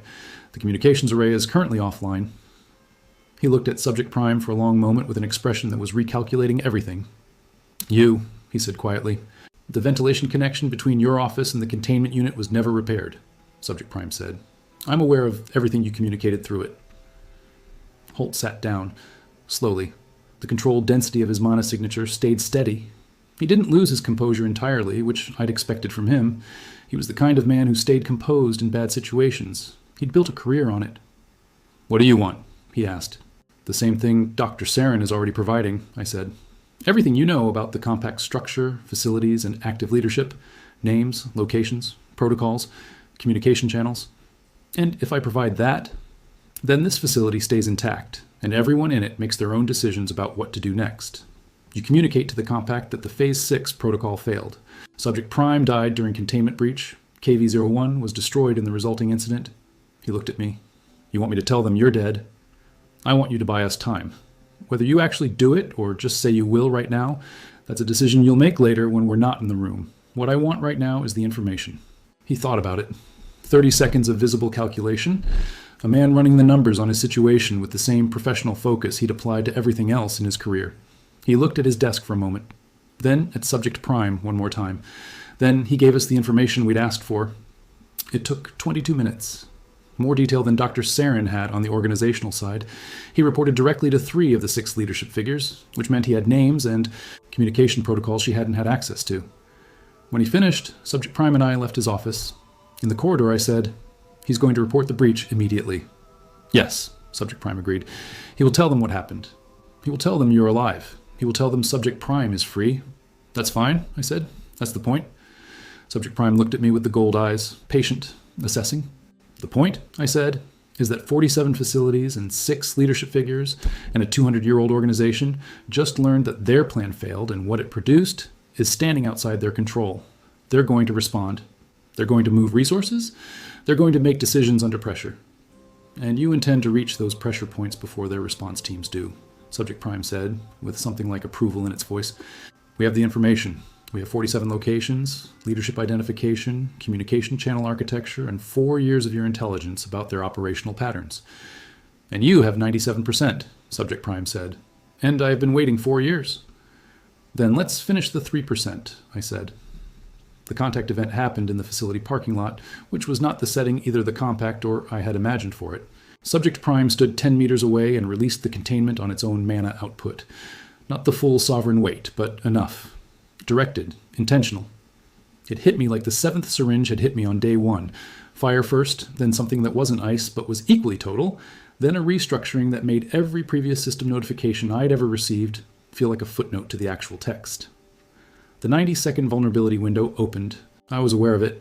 I could feel the fluidity, the new architecture forming, not yet solid, the sovereign capability emerging from whatever the adaptive ascent process had been building toward for 3 months of compound sessions and 97% of the adaptive ascent threshold. Subject Prime stood exactly where it had been, 10 meters. Nothing moved toward me. Nobody was in the parking lot except us and the facility lights and the night air that was significantly cleaner than anything on level 1 had been. 90 seconds of fluid architecture. The system was quiet the whole time. No notifications, no chimes, no patient updates. It was watching. The way it watches when something happens that it needs to fully observe before it can describe. Then the architecture solidified. One notification? Just one. Larger than anything I'd received before, taking up more of my internal visual field than the standard window. Adaptive ascent? Complete. Sovereign classification achieved. Rank? Sovereign stage, from 1. All existing skills integrated into Sovereign framework. New framework capabilities, unlocking. All existing skills integrated. New Sovereign framework capabilities unlocking. Previous status, hidden, reclassified. Sovereign. Stage 1. Finally. I stood in the parking lot and felt what Stage 1 felt like and understood immediately why the compact had spent 200 years trying to produce it. The gap between what I'd been at 97% and what I was now was not a step. It was a different kind of thing entirely. Subject Prime watched from 10 meters. The gold eyes held the same patient quality they always had. It had known what this felt like from the other side. It had been waiting 4 patient years to see someone else make this crossing. The gold eyes stayed on me. "How do you feel?" it asked. I thought about that question. Then I thought about day 1, the drain in the floor, the coin pouch transaction, the 7th syringe, the first chime. "Like I've been patient long enough," I said. Subject Prime made a sound I hadn't heard from it before. Low, almost inaudible. I cataloged it as laughter. "Then let's go," it said. "We have 47 facilities and 6 very surprised leadership figures who are about to learn what their experiment actually produced." I looked back at the Voss Institute. The lights were still on in the main lab. Holt's office window on level 1 was lit. Dr. Sarin was in there, running the data on what had just happened in the parking lot, probably, building the most complete picture she'd ever have of adaptive ascent from the inside, writing it down in her careful handwriting because she was Dr. Sarin and that's what she did with extraordinary things. Morden was home, not knowing yet that the subject he'd whistled over for 3 months had just reclassified itself in a parking lot. Fenn was home, his notebook somewhere nearby, the fold lines on the level 3 schematic soft from all the times he'd opened and closed it and thought about what he was part of. Sal had made an extremely sensible decision tonight, and I genuinely hoped it served her well in everything that came after this. The Compact's response teams were going to arrive at this facility in hours. They would find an intact building, a cooperative-sounding director, and a detailed incident report that described a catastrophic failure of Phase 6 and the irretrievable loss of both the specimen and the adaptive ascent subject. They would not find 2 sovereigns, one ancient, one new, standing in the parking lot with 4 years of intelligence and the complete organizational map of the most powerful covert research network in the world with 47 active sites. "One more thing," I said quietly before we walked away from the building. I looked at the facility entrance. The door was still open from when Sal had used it. I walked back in, just far enough, just to the entrance corridor, and I took the notification panel off the wall. Not to destroy it, to leave something on it. I didn't have a pen. I used a claw carefully in the smooth surface of the panel housing. 4 words, neat enough to read. I know every face. Then I walked back out. Subject Prime looked at the panel marking as we passed. "For the response teams?" "For everyone," I said. "For everyone who needs to spend the next few months thinking about what they were part of and whether the records they kept were the records they wanted to have." We walked away from the Voss Institute at 2347. The facility lights stayed on behind us. The Ouroboros Compact had spent 3 months building me into something they intended to weaponize. They had built very carefully, very systematically, very well. They had built something that remembered every injection, every compound, every session logged as no significant reaction, every face, every name, every choice. They had built something patient, And patience, I had learned in a drain-floored white room under permanent overhead light, is the most dangerous thing you can put into something that was always going to survive. The system chimed once as we cleared the facility perimeter. Quiet. Clean. The same patient sound it had made on day one when the first chime told me something was changing. Current rank status. Sovereign. Stage 1. Known targets. 47 facilities. 6 leadership figures. 12 binding specialists. Recommended action. Proceed. Proceed. Finally.